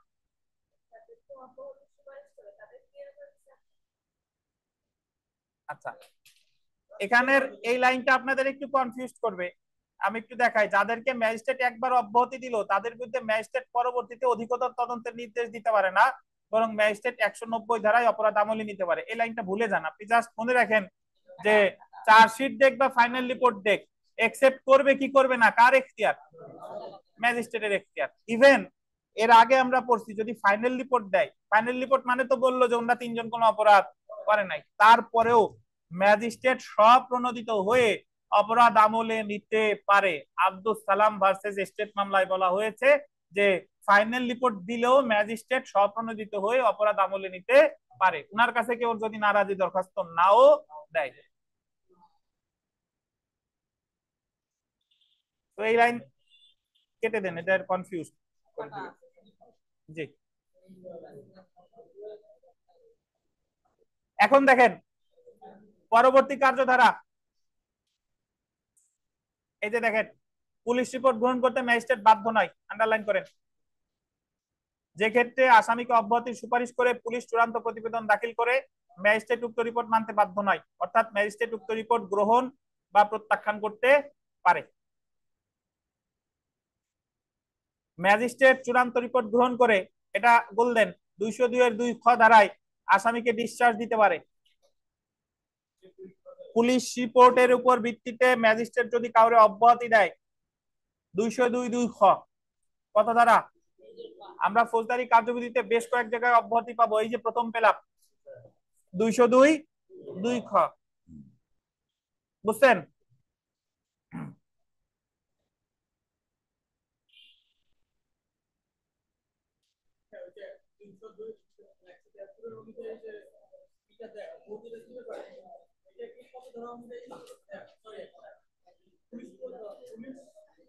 পুলিশ রিপোর্ট প্রদানের পরে জিআর মামলায় যে অব্যাহতিটা দেয়, তো রিপোর্ট প্রদানের পর ওইটা কি 202 এর এটাই? জি, আসতেছি সামনে। তদন্ত প্রতিবেদনের উপর ভিত্তি করে, সেটা জিআর মামলায় হোক সেটা সিআর মামলায় হোক, তদন্ত প্রতিবেদনের উপর ভিত্তি করে যদি অব্যাহতি দেওয়া হয়, অব্যাহতিটা হলো 202-2 খ। 202-2 খ আপনি মনে রাখবেন যে পুলিশ রিপোর্টের উপর ভিত্তি করে যদি অব্যাহতি দেওয়া হয়, সেটা জিআর মামলা হোক অথবা সেটা কি সিআর মামলা হোক, অব্যাহতিটা কত? 202-2 খ। আচ্ছা, ম্যাজিস্ট্রেট চূড়ান্ত রিপোর্ট প্রত্যাখ্যান করলে বা চূড়ান্ত রিপোর্টের বিরুদ্ধে গোল দিবেন নারাজি পিটিশন দাখিল করা হলে শুধুমাত্র তখনই ম্যাজিস্ট্রেট অপরাধটি অধিকতর তদন্তের নির্দেশ দিতে পারে, বা যদি পুলিশ ডায়েরি বা সাক্ষীদের পরীক্ষা করে অন্যান্য দাখিলকৃত কাগজপত্র দেখে ম্যাজিস্ট্রেট চূড়ান্ত রিপোর্টের সাথে একমত না হলে 190 খ ধারায় অভিযুক্ত ব্যক্তির বিরুদ্ধে অপরাধ আমলে নিতে পারে। আপনাদের আমি ক্লিয়ার করে দেই, অনেকে যারা একটু প্যাচের ভিতরে আছেন, মনে করেন পুলিশ রিপোর্ট দাখিল করে কত দাঁড়ায় 173। পুলিশ রিপোর্ট তো চার্জশিটও হতে পারে, ফাইনাল রিপোর্টও হতে পারে। পুলিশ রিপোর্ট আংশিক চার্জশিটও হতে পারে, আংশিক ফাইনাল রিপোর্টও হতে পারে। ধরেন পুলিশ রিপোর্ট দিল, চার্জশিট দিল, চার্জশিট দিলে ম্যাজিস্ট্রেট আমলে নিতে পারে। আমলে নেওয়া মানেই হলো 190 খ, জিআর মামলা বা পুলিশের প্রতিবেদনের উপর ভিত্তি করে যে মামলা সেটা আমলে নেয় কততে 190 খ। উনি যদি ফাইনাল রিপোর্ট একসেপ্ট করে, ফাইনাল রিপোর্ট একসেপ্ট করলে তাহলে আসামিদের দিবে অব্যাহতি 202 কত 2 খ, 202 খ। তাহলে পুলিশ প্রতিবেদন আমলে নিবে কততে 190 খ, আর যদি আমলে না নেয় তাহলে অব্যাহতি দেবে কত 202 খ। আচ্ছা, এখন কথা হলো যে ওনার কাছে ধরেন চার্জশিট দিলে তো আমলে নিতে পারে, কিন্তু ওনার কাছে দিছে ফাইনাল রিপোর্ট। এখন ফাইনাল রিপোর্ট যদি গ্রহণ করে তাহলে তো অব্যাহতি দেয়। এখন ফাইনাল রিপোর্ট গ্রহণ না করে উনি সরাসরি কি ওই মামলাটা আমলে নিতে পারবে কিনা? পারবে। ফাইনাল রিপোর্ট গ্রহণ না করে উনি সরাসরি ওই মামলাটা অপরাধ আমলে নিতে পারবে, উচ্চ আদালতের নজির আছে। না 190 খ। দেখেন, এখন আমরা চলে এসেছি নারাজি পিটিশন বা প্রোটেস্ট পিটিশন। আমাদের ফৌজদারি কার্যবিধিতে আপনি নারাজি শব্দের কোনো সংজ্ঞা বা নারাজি শব্দটা আপনি কোথাও পাবেন না। নারাজি অর্থ হলো আমি মানি না। নারাজি অর্থ কি? আমি মানি না। আপনি না মানলে কিছু করার নাই। আচ্ছা, নারাজি আমি অর্থ হলো দেখেন স্যার, আমি বলতে জি স্যার, কি কামরুজ্জামান সাহেব কি বলবেন বলেন? আমি বলতে এখানে বাদীরে বোঝানো হয়েছে না স্যার? জি জি স্যার। শুনেন, নারাজি শব্দটার আরেকটা প্রতিশব্দ আছে, সেটা হলো অধিকতর তদন্তের আবেদন করা। আমরা লিখিত পরীক্ষার ক্ষেত্রে অনেক সময় আসছে যে বাদী অধিকতর তদন্তের আবেদন করছে, ওই জায়গায় সরাসরি নারাজি কথাটা বলে নাই, কিন্তু অধিকতর তদন্তের আবেদনটা করি আমরা কিসের মাধ্যমে? নারাজি দরখাস্তের মাধ্যমে। বুঝতে পারছেন? তো নারাজি দরখাস্তের আরেক নাম কি? অধিকতর তদন্তের আবেদন করা। কে করতে পারে?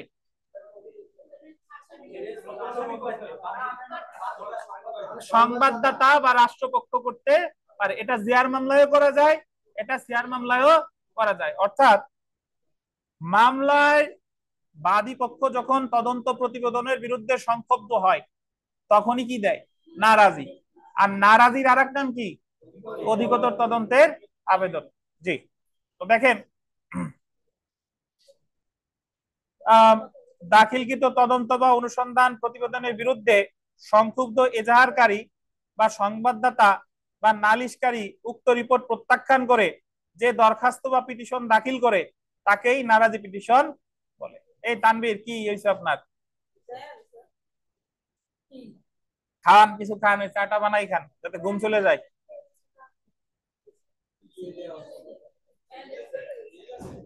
আচ্ছা, কি জানি আপনার নাহলে এটা বানাই খান, ধরেন।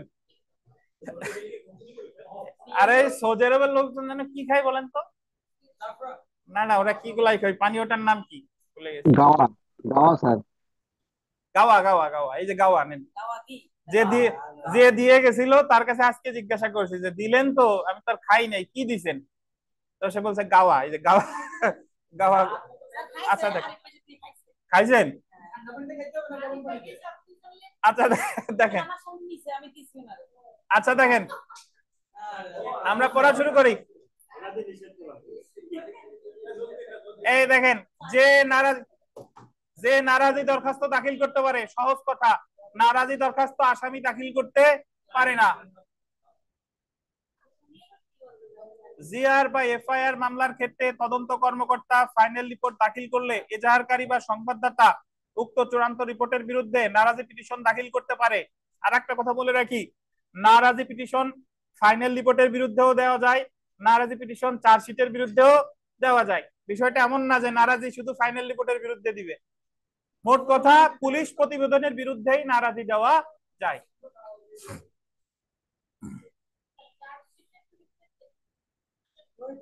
বাদিয়ে দিবে। চার্জশিটে যাদের নাম আসছে পছন্দ হয় নাই, যে আরো তো অমুক অমুক ছিল, সলিমুল্লাহ ছিল, মাহবুব সাহেব ছিল, এরা তো পড়তে আসে না, ওকেও তো দিতে হবে, তাদের নাম আসে নাই। আচ্ছা দেখেন তো, এমন নারাজি পিটিশনকে ম্যাজিস্ট্রেট আন্ডারলাইন করবেন, নালিশি দরখাস্ত হিসেবে বিবেচনা করে আন্ডারলাইন করবেন 200 থেকে 203 ধারার বিধান অনুসরণ করতে হবে। এখানে একটা গুরুত্বপূর্ণ জিনিস আছে, নালিশি মামলা আমলে নেয় 190(1) ক, জিআর নন জিআর আমলে নেয় 190(1) খ। কিন্তু নারাজি দরখাস্ত নালিশি মামলায়ও দেওয়া যায়, জিআর নন জিআর মামলাতেও দেওয়া যায়। নারাজি দরখাস্তের উপর ভিত্তি করে যদি আমলে নেয়, সেটা যে মামলাই হোক না কেন, আমলে নিবে 190(1) ক। কারণ নারাজি দরখাস্তটাকে একটা নালিশ হিসেবে বিবেচনা করে, কমপ্লেইন্ট হিসেবে বিবেচনা করে, আর কমপ্লেইন্ট আমলে নেয় কততে? 190(1) ক। বুঝতে পারছেন? তো যদি বলে যে জিআর মামলায় নারাজি দরখাস্ত দেওয়া হলে ম্যাজিস্ট্রেট অপরাধ আমলে নিতে পারে, 190(1) ক না 190(1) খ? 190(1) ক।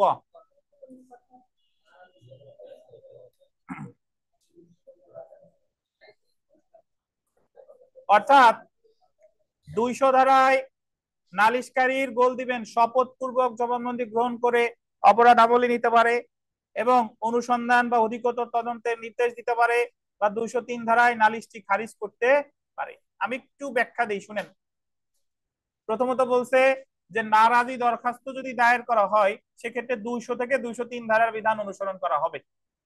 তাহলে নারাজি দরখাস্ত দায়ের করতে যদি সরাসরি আমলে নেয় 190(1) ক, যদি সরাসরি খারিজ করে 203, যদি অধিকতর তদন্তের নির্দেশ দেয় তাহলে 202।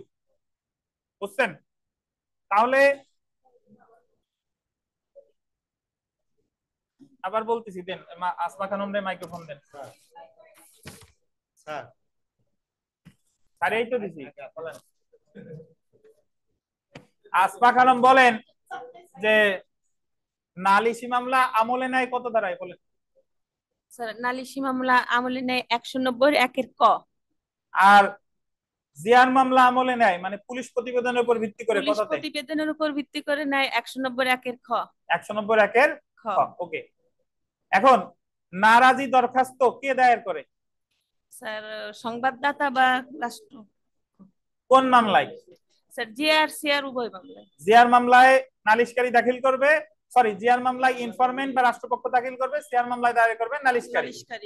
তাহলে নারাজি যদি দাখিল করা হয়, নারাজির ক্ষেত্রে ফৌজদারি কার্যবিধির কত ধারার বিধান অনুসরণ করবে? স্যার 200 ধারার। 200 থেকে 203। 200 থেকে 200 থেকে 203 ধারা। তার মানে 200 থেকে 203 ধারায় সাধারণত কোন ধরনের মামলা ক্ষেত্রে প্রযোজ্য? সিআর মামলা স্যার। তাহলে একটা জিআর মামলায় যদি নারাজি দরখাস্ত দেয় এবং ওই নারাজি দরখাস্তর উপর ভিত্তি করেও সরাসরি আমলে নিতে পারে, সেক্ষেত্রে আমলে নিবে কততে? স্যার 190(1) ক তে। 190(1) ক। 190(1) ক। বুঝছেন? জি স্যার। আর আপনি নারাজি দেওয়ার সাথে সাথে তো আমলে নিবে না, যদি আমলে নেয় তাহলে 190(1) ক। যদি মনে করে যে এরকম নারাজির কোনো ভিত্তি নাই, তাহলে খারিজ করে দিবে কত? 203। যদি মনে করে যে তদন্ত করা দরকার, তাহলে অধিকতর তদন্তের নির্দেশ দিবে কত? 202 এ। বুঝছেন? জি স্যার। এই সবই বুঝছেন। এই ওই রহমান সাহেবের কাছে দেন। কেউ কথা বলেন না, প্রশ্ন শুনেন। আমার প্রশ্ন যেন দুইবার করা না লাগে, শুনেন। আব্দুর রহমান সাহেব বলেন যে একটা জিআর মামলায় কখন আসামি নারাজি দরখাস্ত করতে পারে? একটা জিয়ার মামলায় যখন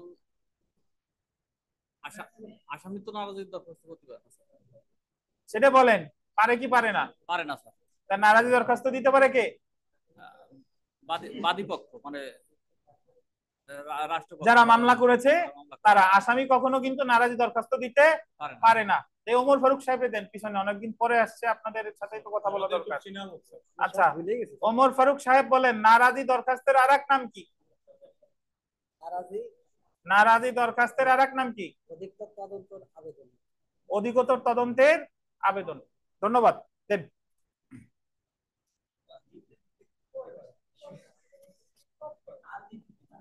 আচ্ছা, তাহলে এখন দেখেন যে নারাজি দরখাস্ত প্রত্যাখ্যানের বিরুদ্ধে প্রতিকার। আপনি পুলিশ রিপোর্ট আপনার মনোভূত হয় নাই, নারাজি দিলেন, আপনার নারাজিও প্রত্যাখ্যান করে দিছে, এখন আপনার প্রতিকার কি? ম্যাজিস্ট্রেট নারাজি প্রত্যাখ্যান করলে সংক্ষুব্ধ ব্যক্তি একই গ্রান্টস এর উপর ভিত্তি করে আন্ডারলাইন করেন ফ্রেশ কমপ্লেইন্টস। ফ্রেশ কমপ্লেইন্টস মানে হলো নতুন মামলা দায়ের করতে পারে বা অনুসন্ধানের জন্য 436 ধারা আবেদন করতে পারে বা রিভিশন করতে পারে। এই কথাটা ঠিক না, আপনি জাস্ট লিখবেন বা 439 ক ধারায় দায়রা জজের কাছে রিভিশন করতে পারে। 436 কাটেন বা অনুসন্ধানের জন্য আবেদন করে, এটাও কাটেন। জাস্ট লিখবেন নতুন মামলা দায়ের করতে পারে বা 439 ক ধারায় দায়রা জজের কাছে রিভিশন করতে পারে। বুঝছেন না? 436 এর আদেশটা রিভিশন আদালত দিবে।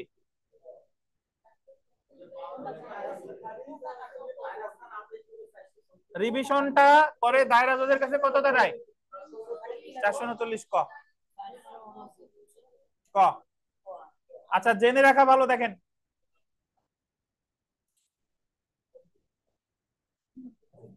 এই মিলন সাহেব, হোসেন কারি, আপনারা কি বুঝতেছেন? আখিনুর সাহেব, দিনেশ আসছে না? দিনেশ ও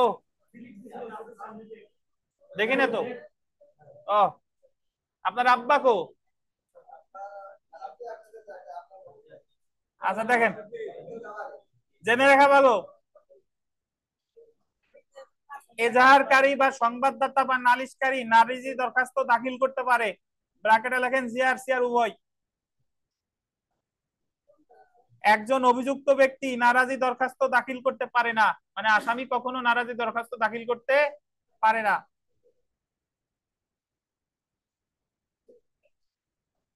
একজন অভিযুক্ত অধিকতর তদন্তের আবেদনও করতে পারে না। আমি তো বলেই দিলাম যে অধিকতর তদন্তের আর এক নাম কি? নারাজি। নারাজি পিটিশন 200 ধারার অধীন একটি নতুন অভিযোগ এবং এমন নারাজি পিটিশন গ্রহণ করার পর ম্যাজিস্ট্রেট 190 ক, আন্ডারলাইন করবেন, 190 ক ধারায় উক্ত অভিযুক্ত ব্যক্তির বিরুদ্ধে অপরাধ আমলে নিতে পারে বা পুলিশ কর্তৃক অধিকতর তদন্তের নির্দেশ দিতে পারে। অর্থাৎ একটা নালিশি মামলা 200 ধারায় জবানবন্দি দেওয়ার পরে ম্যাজিস্ট্রেট যা যা পারে, নারাজি দরখাস্তের ক্ষেত্রেও তাই তাই পারে। জেনে রাখা ভালো। 173 ধারা ছাড়াও ফৌজদারি কার্যবিধি 202 খ ধারায় চূড়ান্ত প্রতিবেদন সম্পর্কে আলোচনা করা হয়েছে। ফৌজদারি কার্যবিধি 202 ধারা অনুসারে নালিশি মামলায় ম্যাজিস্ট্রেট অভিযুক্ত ব্যক্তির হাজির হওয়ার জন্য পরোয়ানা স্থগিত করে তদন্তের নির্দেশ বা অনুসন্ধান করার নির্দেশ দিতে পারে। তদন্ত শেষে পুলিশ চূড়ান্ত প্রতিবেদন দাখিল করলে ম্যাজিস্ট্রেট 202 খ ধারা অনুসারে অভিযুক্তকে অব্যাহতি দিতে পারে। বিগত বছরের প্রশ্ন দেখেন, তাহলে এখানে একটা জিনিস মনে রাখবেন, জিআর মামলা হোক বা সিআর মামলা হোক, তদন্ত প্রতিবেদনের উপর ভিত্তি করে যদি অব্যাহতি দিতে হয় 202 খ, 202 খ। বাট এমনিতে জিআর মামলার পুলিশ প্রতিবেদন জমা দেয় 173 ধারায়, আর সিআর মামলার পুলিশ প্রতিবেদন বা ফাইনাল রিপোর্ট জমা দেয় 202 ধারায়। আর জিআর মামলা হোক বা সিআর মামলা হোক, ফাইনাল রিপোর্টের উপর ভিত্তি করে যদি অব্যাহতি দিতে হয়, সেটা কত? 202 খ, 202 খ। জি, 16 বিজিএস 2023 সালে একটা প্রশ্ন এসেছে, দেখেন, যে আপনাদের না থাকলে সমস্যা নাই, মনোযোগ দিয়ে শুনেন। কোন মামলায় তদন্তকারী কর্মকর্তা তদন্ত শেষে চূড়ান্ত প্রতিবেদন দাখিল করলে ম্যাজিস্ট্রেট উক্ত চূড়ান্ত প্রতিবেদনে অসন্তুষ্ট হলে ম্যাজিস্ট্রেটের কোন আদেশটি সঠিক? চার্জশিট দাখিলের নির্দেশ, নতুন ভাবে তদন্ত, পুনঃ তদন্ত, অধিকতর তদন্ত? কোনটা? অধিকতর তদন্ত। অনেক কঠিন প্রশ্ন না? সহজ ইনশাল্লাহ। দেখেন 2 নং প্রশ্নটা দেখেন, কখন অধিকতর তদন্ত করা যায়? কেবল সাক্ষ্য অপর্যাপ্ত হলে, তদন্ত কর্মকর্তা পরিবর্তন হলে, আসামি আবেদন করলে, মামলার যে কোনো পর্যায়ে। তো কেবল সাক্ষ্য কি অপর্যাপ্ত হলে। এখন এটা একটা কথা, আবার আর একটা কথা হলো যে অধিকতর তদন্ত, উনি এখন প্রশ্নকর্তারা উত্তর কোনটা নেছে উনরাই ভালো জানে। অধিকতর তদন্ত সাক্ষ্য অপর্যাপ্ত হলেও করে, আবার এই যে মামলার যে কোনো পর্যায়ে, মামলার যে কোনো পর্যায়ে কিন্তু অধিকতর তদন্ত করা যায়। বুঝতে পারছেন? আমি একটা কথা বলি যে মামলার বিচার শুরু হওয়ার পরেও পুলিশ সাপ্লিমেন্টারি চার্জশিট দিতে পারে অধিকতর তদন্ত করে। রেকর্ড মানে ওটা আমলে নিবে কি নিবে না এটা হলো আদালতের ব্যাপার, কিন্তু পুলিশ কিন্তু অধিকতর তদন্ত করতে পারে। তো আপাতত যুক্তির খাতিরে ধরে নিলাম যে সাক্ষ্য কি হলে অপর্যাপ্ত হলে। 3 নংটা দেখেন, 3 কোড অফ ক্রিমিনাল প্রসিডিওর 1898 এর নিম্নোক্ত কোন শব্দটি প্রয়োগ নেই? ভালো প্রশ্ন। দেখেন এনকোয়ারি আছে, ইনভেস্টিগেশন আছে, নাই কি রি ইনভেস্টিগেশন বা পুনঃতদন্ত নাই। 6 নংটা দেখেন, যখন ম্যাজিস্ট্রেট ফাইনাল রিপোর্ট গ্রহণ করে তখন আসামি কি পাবে? অব্যাহতি পাবে। রিদিতা বলেন তো কত ধারায় অব্যাহতি পাবে? ফাইনাল রিপোর্ট গ্রহণ করলে অব্যাহতি পাবে কত ধারায় বলেন? একটু আগেই বলছি বারবার, বলেন। 202 202 খ 202 খ। আচ্ছা সেলফ প্র্যাকটিসে চলে আসি। দেখেন 5 নংটা দেখেন, ম্যাজিস্ট্রেটের নিকট তদন্ত রিপোর্ট প্রেরণ করবে কে? থানার ভারপ্রাপ্ত কর্মকর্তা। কত ধারায়? 173 ধারায়। 10 নংটা দেখেন, ম্যাজিস্ট্রেট কত ধারার অধীন পুলিশের চূড়ান্ত রিপোর্ট গ্রহণ করে আসামিকে অব্যাহতি দিতে পারে? 202 খ 202 খ। 14 নাম্বারটা দেখেন, ফৌজদারি কার্যবিধির 173 3 খ ধারায় নিম্নলিখিত কোন বিষয়টি নিয়ে আলোচনা করা হয়েছে? 173 3 খ হলো অধিকতর তদন্ত। কি বলেন? অধিকতর তদন্ত। তারপরে 18 নং প্রশ্নটা দেখেন যে প্রোটেস্ট পিটিশন বা নারাজি দরখাস্ত প্রত্যাখ্যান হলে, নারাজি দরখাস্ত যদি প্রত্যাখ্যান হয় তাহলে প্রতিকার কি?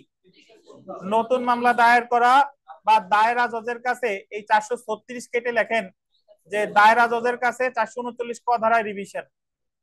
দায়রা জজের কাছে 439 ক ধারায় কি বলেন? রিভিশন।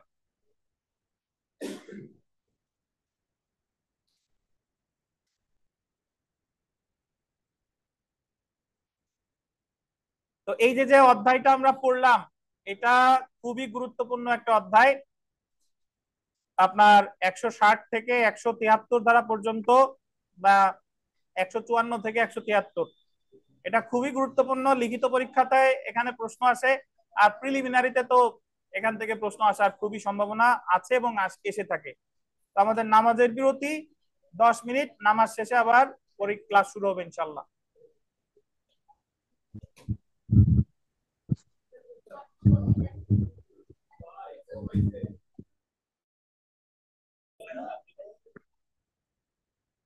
তো বিরতির পর আমরা শুরু করছি। দেখেন ধারা 174 থেকে 176 আলোচনা করব এখন। যেটা দেখেন যে আত্মহত্যা বা অস্বাভাবিক মৃত্যু বা পুলিশ হেফাজতে মৃত্যুর বিষয়ে তদন্ত বা অনুসন্ধান। মানে যদি কেউ আত্মহত্যা করে বা যদি কারো অস্বাভাবিক মৃত্যু হয় বা যদি কারো মৃত্যু হয় পুলিশ হেফাজতে, তাহলে এই তদন্তটা কিভাবে হবে বা এই অনুসন্ধানটা কিভাবে হবে এই সম্পর্কে আলোচনা করছে 174 থেকে 176। তো দেখেন ফৌজদারি কার্যবিধির 174, 175 এবং 176 ধারা অনুসারে আত্মহত্যার বিষয়ে অনুসন্ধান বা হঠাৎ বা সন্দেহজনক সহিংস বা অস্বাভাবিক মৃত্যুর ক্ষেত্রে অনুসন্ধান সম্পর্কে আলোচনা করা হয়েছে। এমন মৃত্যুর ক্ষেত্রে আন্ডারলাইন করবেন 174 ধারায় পুলিশ কর্তৃক অনুসন্ধান, অ্যাকচুয়ালি আমরা জানি যে পুলিশ সাধারণত করতে পারে তদন্ত, পুলিশ কিন্তু অনুসন্ধান করতে পারে না। কিন্তু এখানে অনুসন্ধান শব্দটা ব্যবহার করলেও অ্যাকচুয়ালি করে তদন্ত।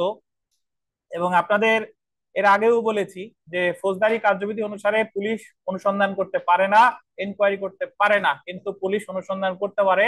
পুলিশ রেগুলেশন অফ বেঙ্গলের 673 অথবা 13 ভুলে যাই শুধু, এই প্রবিধান অনুসারে ওখানে পুলিশ অনুসন্ধান করতে পারে।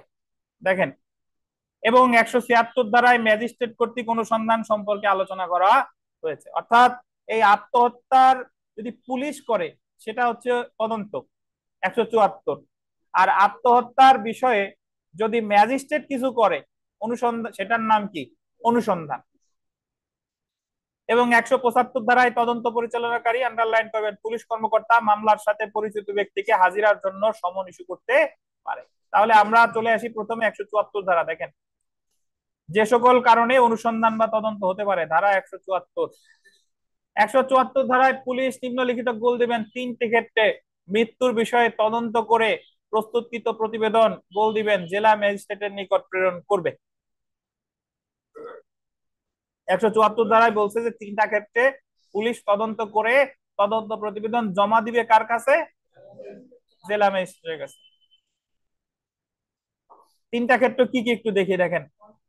1 নাম্বার, কোন ব্যক্তি আত্মহত্যা করেছে বা অপর কোনো ব্যক্তি বা প্রাণী কর্তৃক বা কোনো যন্ত্র দ্বারা বা কোনো দুর্ঘটনার ফলে নিহত হয়েছে, মানে যে তার মৃত্যুটা হচ্ছে অস্বাভাবিক, যে অপর কোনো ব্যক্তি করেছে প্রাণী কর্তৃক, দেখা গেল যে সাপের কামড়ে মারা গেছে বা কুকুরের কামড়ে মারা গেছে, কোনো যন্ত্র দ্বারা কারেন্টে শক খেয়ে মারা গেছে, হ্যাঁ, রোড অ্যাক্সিডেন্টে দুর্ঘটনার ফলে নিহত হয়েছে, বা এইরূপ পরিস্থিতিতে মারা গিয়েছে যাতে যুক্তিসঙ্গতভাবে সন্দেহ হতে পারে যে অপর কোনো ব্যক্তি অপরাধ করেছে। মানে কে করেছে বিষয়টা নিশ্চিত না, বাট ধরে নেওয়া হচ্ছে কোনো ব্যক্তি কর্তৃক এ হত্যা হতে পারে।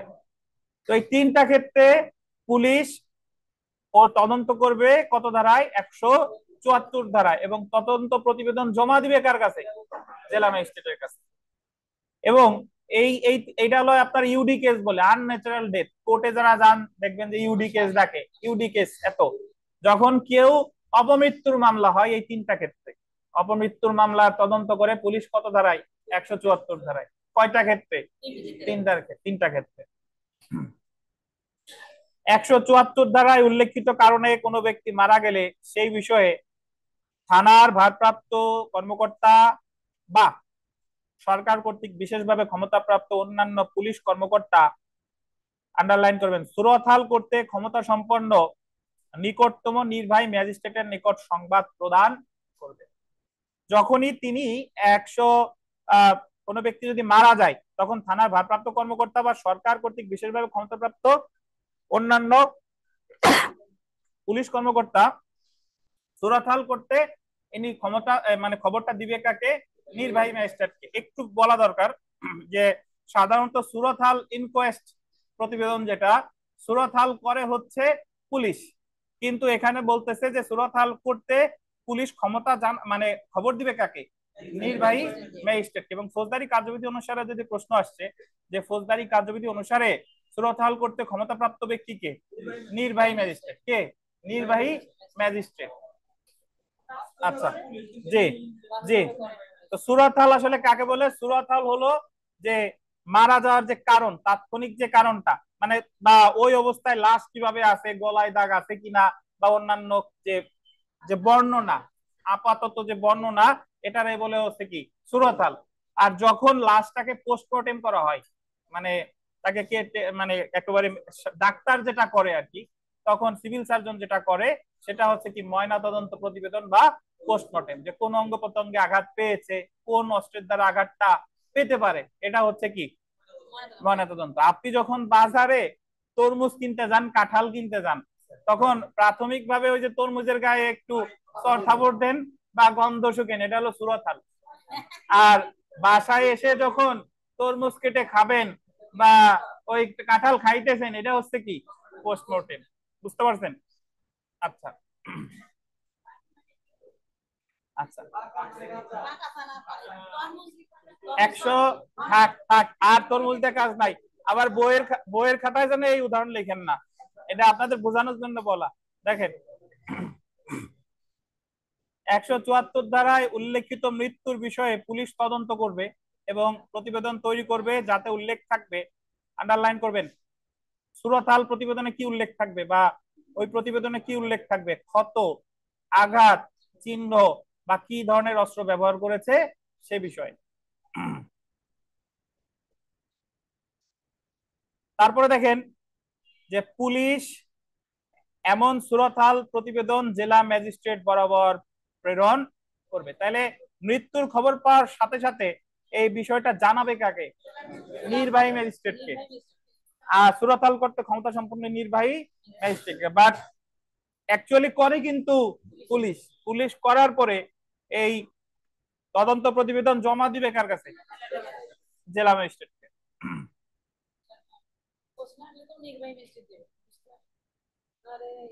চুপ করে ধৈর্য ধরে দেখেন, যা বলি শুনেন, অস্থির হবেন না। যে সকল ম্যাজিস্ট্রেট সুরতহাল করতে ক্ষমতাবান, দেখেন 100 আন্ডারলাইন করবেন, 174 5 ধারা অনুসারে সুরতহাল করতে পারে যে কোনো জেলা ম্যাজিস্ট্রেট বা সরকার বা জেলা ম্যাজিস্ট্রেট কর্তৃক ক্ষমতাপ্রাপ্ত অন্য যে কোনো নির্বাহী ম্যাজিস্ট্রেট। তাহলে পরীক্ষায় যদি আসে যে সুরতহাল করতে ক্ষমতাপ্রাপ্ত ব্যক্তি হচ্ছে কে 174 5-এ, যে কোনো জেলা ম্যাজিস্ট্রেট বা সরকার বা জেলা ম্যাজিস্ট্রেট কর্তৃক ক্ষমতাপ্রাপ্ত অন্য কোনো নির্বাহী ম্যাজিস্ট্রেট। এখানে একটা কথা একটু লেখেন, লেখেন যে ময়না তদন্ত বা পোস্টমর্টেম, ময়না তদন্ত বা পোস্টমর্টেম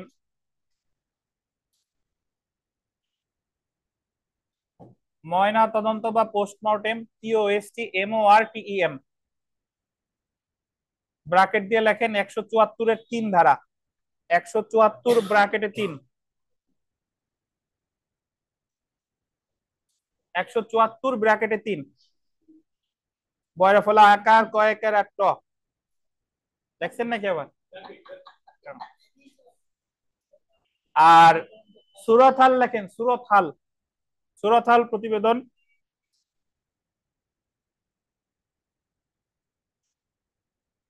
বা ইনকোয়েস্ট রিপোর্ট,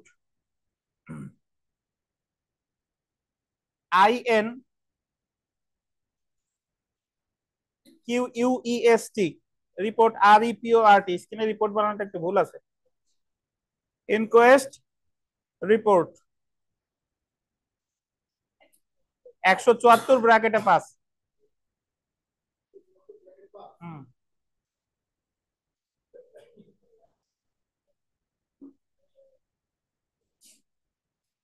আচ্ছা, এখানে একটা জিনিস মনে রাখবেন যে ময়না তদন্ত করে হচ্ছে সিভিল সার্জন। কে? সিভিল সার্জন বা সরকার, যদি আদালত নির্দেশ দেয় অন্য কোনো, বা সরকার ক্ষমতাপ্রাপ্ত অন্য কোনো ডাক্তার আর কি। বাট সাধারণ উত্তর হচ্ছে সিভিল সার্জন। আর 174 এর 5-এ যে ইনকোয়েস্ট বা সুরতহাল প্রতিবেদন, এটা করে কে? নির্বাহী ম্যাজিস্ট্রেট বা জেলা ম্যাজিস্ট্রেট। বাট অ্যাকচুয়ালি করে কে? পুলিশ। বাট উত্তরে আসলে কিন্তু জেলা ম্যাজিস্ট্রেট বা নির্বাহী ম্যাজিস্ট্রেট। এখন এখানে 174 এর 3-এ একটা কথা আছে, আমি এই জায়গায় আপনাদের পড়াচ্ছি না, বাট একটু লিখে নিতে পারেন। সেটা হলো, যদি আবহাওয়া খারাপ থাকে এবং যদি দূরত্ব বেশি থাকে, যদি মনে হয় যে ময়না তদন্ত করতে গেলে ওই হসপিটালে নিতে গেলে লাশ পচে যাওয়ার আশঙ্কা আছে এবং দূরত্ব বেশি, আবহাওয়া খারাপ, তাহলে সেই ক্ষেত্রে ময়না তদন্ত নাও হতে পারে। 174 এর 3-এ এই কথাটা বলা হয়েছে। তো যে আবহাওয়া খারাপ হলে অথবা আপনার দূরত্ব বেশি হলে, তাহলে ময়নাতদন্ত নাও হতে পারে। এটা হলো কাহিনী। পরীক্ষায় প্রশ্ন আসবে নিম্নের কোন ক্ষেত্রে ময়নাতদন্ত নাও করতে পারে? যদি কি আবহাওয়া খারাপ থাকে আর দূরত্ব বেশি হলে। হ্যাঁ, 174 এর 3-এ ময়নাতদন্ত, ময়নাতদন্ত সুরতহাল না, ময়নাতদন্ত।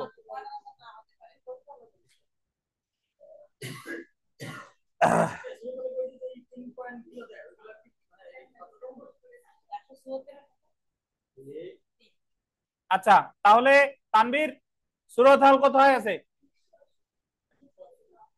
174 কত? 174 এর 5। আর ময়না তদন্ত কত? আর শালিক তদন্ত কত? আচ্ছা দেখেন 176-এ আসি। দেখেন মৃত্যুর কারণ বিষয়ে ম্যাজিস্ট্রেট কর্তৃক পরিচালিত অনুসন্ধান 174 ধারায় পুলিশ যা করে সেই কাজটা যদি ম্যাজিস্ট্রেট করতে চায় তাহলে ম্যাজিস্ট্রেটকে করতে হবে 176 ধারায়।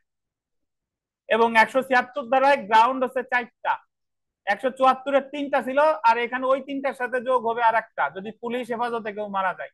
অর্থাৎ যদি কেউ আত্মহত্যা করে, প্রাণী বা বস্তুর কারণে যদি মারা যায়, বা অন্য কোনো অস্বাভাবিক মৃত্যু, এটা। আর একটা হলো পুলিশ হেফাজতে যদি মারা যায়। তাহলে 174 ধারায় পুলিশ তদন্ত করে কয়টা ক্ষেত্রে? 3টা ক্ষেত্রে। আর 176 ধারায় ম্যাজিস্ট্রেট অনুসন্ধান করে কয়টা ক্ষেত্রে? 4টা ক্ষেত্রে। একটু পড়ি দেখেন। 174 ধারায় পুলিশ কর্তৃক পরিচালিত তদন্তের গোল দিবেন পরিবর্তে বা অতিরিক্ত হিসেবে। এটা গুরুত্বপূর্ণ। তদন্তের পরিবর্তে বা অতিরিক্ত হিসেবে 176 ধারায় ম্যাজিস্ট্রেটও অনুসন্ধান করতে পারে। পরীক্ষায় প্রশ্ন আসবে যে 176 ধারায় ম্যাজিস্ট্রেট যে অনুসন্ধান করে এটা কিভাবে? পুলিশের পরিবর্তে অথবা কি অতিরিক্ত হিসেবে। পরিবর্তে মানে হলো পুলিশ না করে করবে হচ্ছে ম্যাজিস্ট্রেট, আর অতিরিক্ত হিসেবে হলো পুলিশ তো করছে, তো করছেই, সাথে করবে কে? ম্যাজিস্ট্রেটও।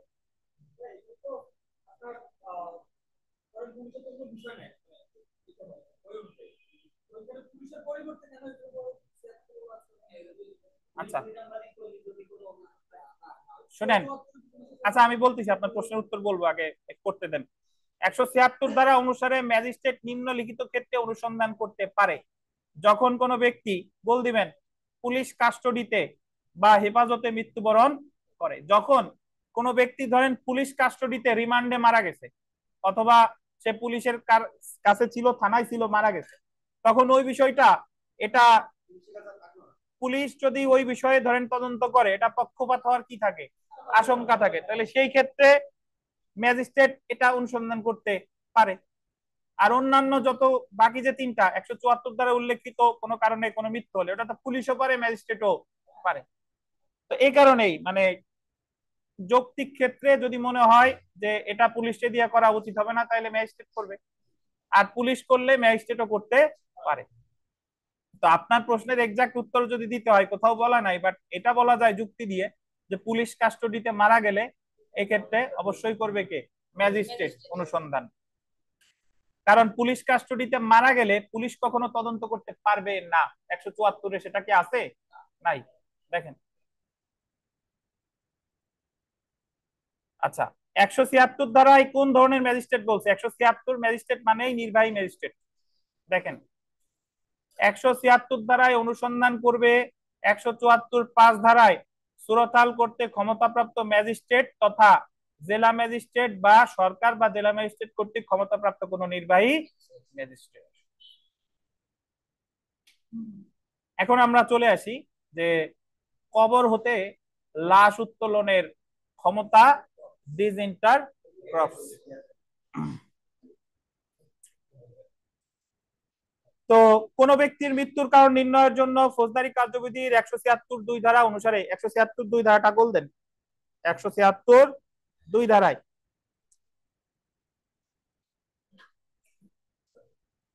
আন্ডারলাইন করবেন, জেলা ম্যাজিস্ট্রেট বা ক্ষমতাপ্রাপ্ত অন্য কোন ম্যাজিস্ট্রেট কবর হতে লাশ উত্তোলনের আদেশ দিতে পারে। কে কে পারে? জেলা ম্যাজিস্ট্রেট অথবা কে? ক্ষমতাপ্রাপ্ত নির্বাহী ম্যাজিস্ট্রেট। আচ্ছা ক্ষমতাপ্রাপ্ত অন্য কোন ম্যাজিস্ট্রেট মানেই হলো নির্বাহী ম্যাজিস্ট্রেট। জি। তো তদন্ত দেখেন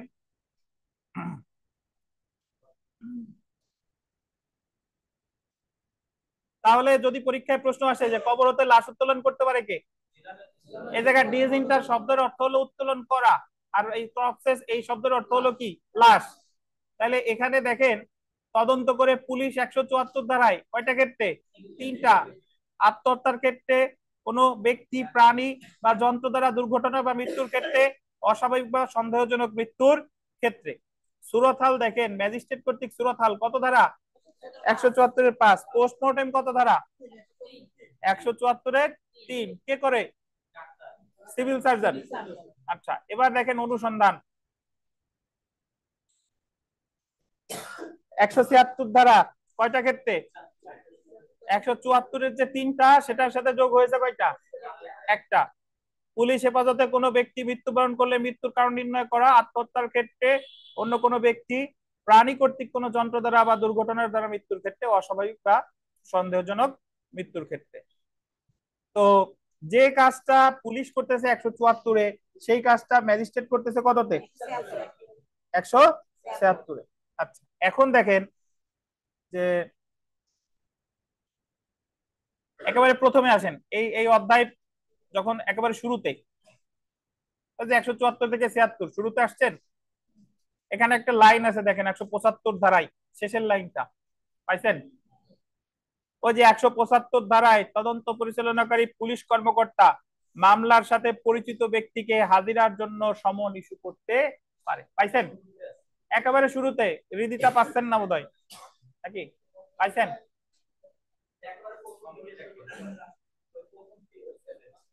175 ধারায় তদন্ত পরিচালনাকারী পুলিশ কর্মকর্তা মামলার সাথে পরিচিত ব্যক্তিকে হাজিরার জন্য কি ইস্যু করতে পারে? সমন ইস্যু করতে পারে। কত ধারায়? আচ্ছা, এই ধারাটা কি কোন ধারার মতো বলেন তো?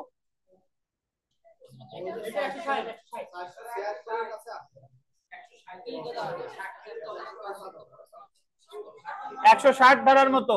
160 ধারার মতো। ওখানে তদন্তকারী কর্মকর্তা ঘটনার সাথে পরিচিত ব্যক্তিকে তলব করে 160 ধারায়, মনে আছে? আর এই জায়গায় আত্মহত্যা বা অস্বাভাবিক মৃত্যুর ক্ষেত্রে পরিচিত ব্যক্তিদের তলব করবে কত ধারায়? 175 ধারায়। বুঝছেন? তাহলে এই জায়গা 74, 75, 76 দুইটাই কি 3 ধারাই পড়া হয়েছে।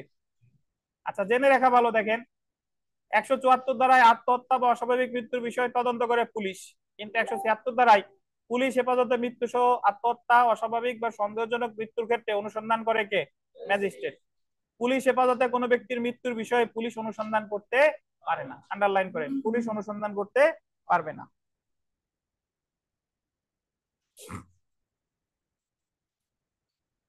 আচ্ছা, 174 5 ধারা অনুসারে সুরতহাল বা 176 ধারা অনুসারে অনুসন্ধান বা 176 2 ধারা অনুসারে কবর হতে লাশ উত্তোলন করতে জেলা ম্যাজিস্ট্রেট এবং সরকার কর্তৃক বা জেলা ম্যাজিস্ট্রেট কর্তৃক ক্ষমতাপ্রাপ্ত অন্য কোনো নির্বাহী ম্যাজিস্ট্রেট। তাহলে আপনি মনে রাখবেন যে কবর হতে লাশ উত্তোলন করে কে? নির্বাহী ম্যাজিস্ট্রেট বা জেলা ম্যাজিস্ট্রেট। ঠিক আছে, এখানে বিচারিক ম্যাজিস্ট্রেটের কোনো ক্ষমতা নাই।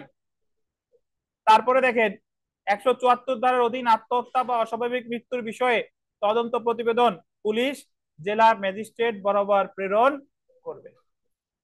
বিগত বছরের প্রশ্ন দেখেন, 2020 সালে একটা প্রশ্ন এসেছে, কোন ব্যক্তি আত্মহত্যা করেছে মর্মে থানার ভারপ্রাপ্ত কর্মকর্তা সংবাদ পেলে তিনি সুরতহাল করাবার জন্য কাকে জানাবেন? কাকে জানাবেন? নির্বাহী ম্যাজিস্ট্রেট। কত ধারা? 174-এর 5। কোন ব্যক্তি মৃত্যুর কারণ নির্ণয়ের জন্য ফৌজদারি কার্যবিধির কোন ধারার বিধান অনুযায়ী লাশ তোলা হয়? 176-এর 2। এই পিছনে যারা আছেন ওনাদের একটু ওই তিনজনের একটু মাইক্রোফোনে দেন তো একজন, ওনাদের ঘুম এসে গেছে বোধহয়। হোসেনকারী মিলন ওনাদের কাছে দেন, ওনাদের জিজ্ঞেস করি। হোসেনকারীকে নেন, মিলনের কাছে দেন। মিলন,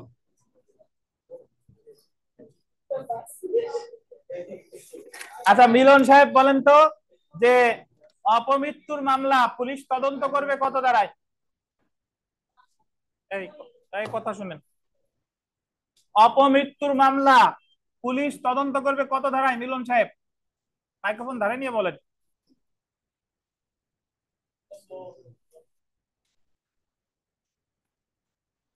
আব্দুল্লাহ সাহেবের সাহায্য নিতে পারেন।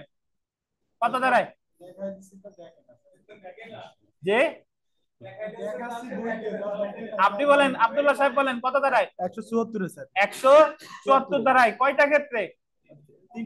3টা ক্ষেত্রে। আত্মহত্যা করে বা ওই যে আপনার প্রাণী বা যন্ত্রের মাধ্যমে বা অন্য কোনো উপায়ে যদি মারা যায়। ঠিক আছে। আচ্ছা, আব্দুল্লাহ সাহেব একটু বলেন যে সুরতহাল আর পোস্টমর্টেম এই দুইটা জিনিস কি এক কিনা? না স্যার, সুরত হলে পোস্টমর্টম এক না, যে আলাদা আলাদা স্যার। কি কি বলে একটু জোরে বলেন শুনি। একটা ম্যাজিস্ট্রেট করে আর আরেকটা হচ্ছে ডাক্তার করেন। আচ্ছা কোনটা আগে করে, সুরত হল আগে করেন না পোস্টমর্টম আগে আগে করে? সুরত হল করেন স্যার। আগে সুরত হল। সুরত হল করে। হোসেন কারীর কাছে দেন। হোসেন কারী বলেন যে কখন পোস্টমর্টম করার দরকার নাই। স্যার দূরত্ব অথবা যদি আবহাওয়া খারাপ থাকে সেক্ষেত্রে। দূরত্ব বেশি হয় অথবা আবহাওয়া যদি কি থাকে, খারাপ থাকে। খারাপ থাকে। আকিনুরের কাছে দেন। আকিনুর সাহেব বলেন তো, অধিকতর তদন্ত কখন করা যায়, মামলার কোন পর্যায়ে করা যায়? যখন মামলার চার্জশিট বাদীর বিপক্ষে আসে। বাদীর বিপক্ষে আসলেই করা যায়? জি।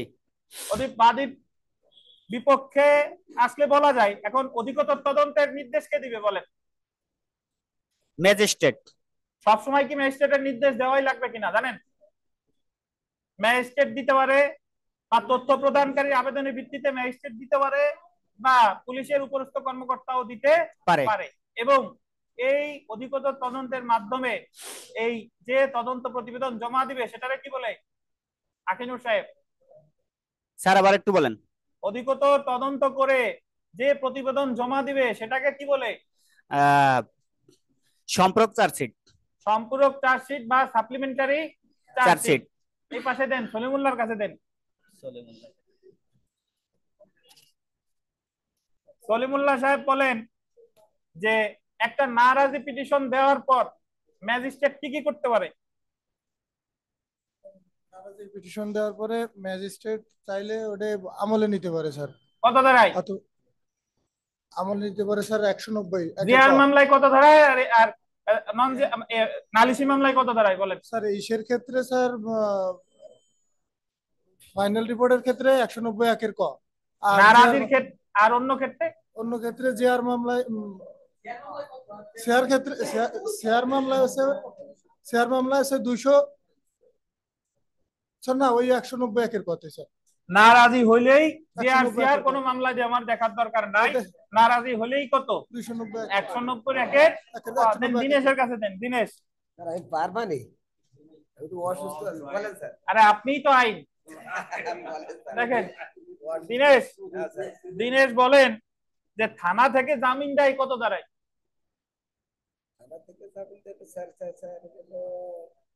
কোন ধারা কি আপনার লাগে জামিন আনতে থানা থেকে? আছে স্যার, 159 মনে হয়, 59 আবার 69 169। বরকত আলী মীরের কাছে দেন। বরকত আলী মীর বলেন যে থানা থেকে জামিন দিতে পারে কে কে? ওই তদন্তকারী কর্মকর্তা এবং ওসি সাহেব, মানে ভারপ্রাপ্ত কর্মকর্তা, থানার ভারপ্রাপ্ত কর্মকর্তা। রথিন সাহেবের কাছে দেন। রথিন সাহেব বলেন 171 ধারায় কি আছে? 171 ধারায় আসছিল সাক্ষীরে মানে যেতে বাধ্য করা যাবে না, বা যেতে চাইলে বাধা দেওয়া যাবে না। এই বিধিতার কাছে দেন। নেন নেন নেন, পারবেন দাঁড়ান। না না এই নেন। রিদিতা বলেন যে ফাইনাল রিপোর্ট দিলে ম্যাজিস্ট্রেট কি করতে পারে বলেন? স্যার অব্যাহতি দিতে পারে বা তদন্ত অব্যাহতি কত ধারায় দিবে বলেন?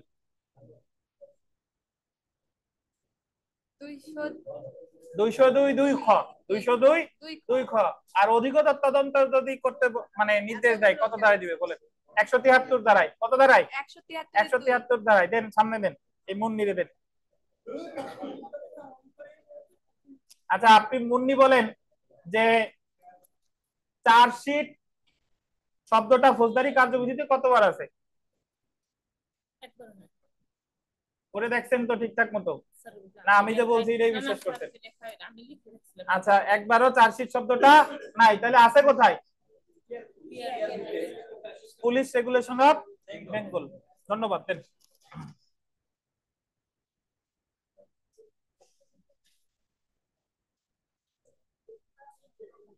আচ্ছা এখানে সেলফ প্র্যাকটিসের 5 নং প্রশ্নটা দেখেন। ফৌজদারি কার্যবিধির 174 ধারার অধীন আত্মহত্যা বা অস্বাভাবিক মৃত্যুর বিষয়ে তদন্ত প্রতিবেদন পুলিশ ড্যাশ বরাবর প্রেরণ করবে? জেলা ম্যাজিস্ট্রেট। 6 নং দেখেন, 6 গুরুত্বপূর্ণ। মৃত্যুর স্পষ্টত কারণ, অ্যাপারেন্ট কজ অফ ডেথ, আপনাদের পুরাতন বইতে নাই বাট গুরুত্বপূর্ণ, নির্ধারণে যে অনুসন্ধান করা হয় সেটা হলো ইনকোয়েস্ট। মৃত্যুর স্পষ্টত কারণ নির্ধারণে যে অনুসন্ধান করা হয় সেটাকে কি বলে? ইনকোয়েস্ট। 7 নাম্বার গুরুত্বপূর্ণ আসার মতো, যে সুরতহাল তদন্ত করবে 2 বা ততোধিক সম্মানিত প্রতিবেশীদের উপস্থিতিতে। সম্মানিত কে? প্রতিবেশী। এই দিনেশ সাহেব, আপনি কি সম্মানিত প্রতিবেশী কিনা?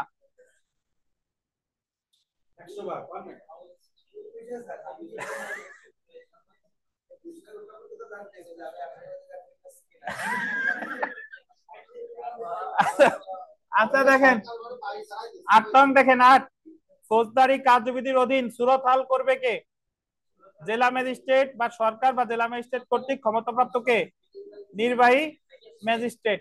11 নম্বর প্রশ্ন দেখেন, 176(2) ধারায় কবর থেকে লাশ তোলার ক্ষমতা, পাওয়ার টু ডিসইন্টার কর্পসেস আছে কার? জেলা ম্যাজিস্ট্রেট বা ক্ষমতাপ্রাপ্ত নির্বাহী ম্যাজিস্ট্রেটের। জি, তো এখন দেখেন, জি আচ্ছা, না পড়লে কিন্তু শেষ হবে না এইভাবে, বুঝতে পারছেন?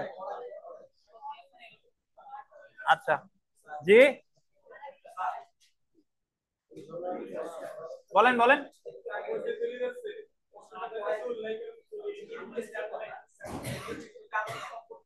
হ্যাঁ হ্যাঁ,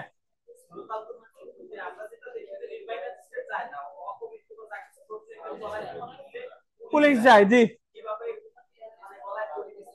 আর পুলিশ জায়গার যে যাক, ফৌজদারিতে আছে কি? পরীক্ষা তো ফৌজদারি। হ্যাঁ,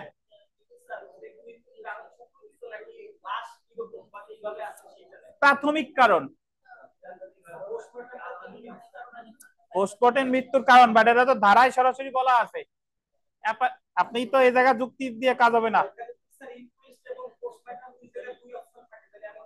ইনকোয়েস্ট দিবেন, ইনকোয়েস্ট। আচ্ছা দেখেন মাসুদ, যে জায়গা ধারায় কথা বলা আছে সেই জায়গা আমাদের তর্ক করার কোনো অবকাশ নাই। ইভেন আপনারা তো অ্যাডভোকেসি করবেন, যদি কোনো জায়গায় ধারায় একটা কথা বলা আছে আর কোর্ট কেস রেফারেন্স আর একটা কথা বলা আছে, প্রাধান্য পাবে কি? ধারা। বুঝতে পারছেন? ধারা থাকা মানে আমার আর কোনো কেস রেফারেন্সের দরকার নাই, কথা শেষ। ওই জায়গায় আপনার যুক্তি দিয়ে কাজ হবে না। ইসলামে বলছে চুরি করলে হাত কেটে দাও। এখন আপনার ভালো লাগুক বা না লাগুক, যদি আপনার মুসলিম হতে হয় ওটা মানতে হবে, কথা শেষ।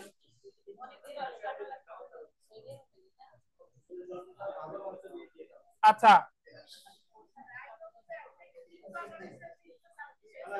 আচ্ছা শুনেন, এখন আমাদের পরীক্ষা অনুষ্ঠিত হবে, পরীক্ষা দেন। আগামী দিন আমাদের পড়া আছে।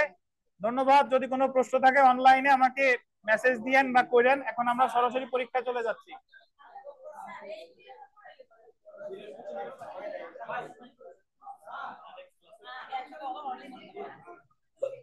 আগামীকাল মানে শুক্রবার।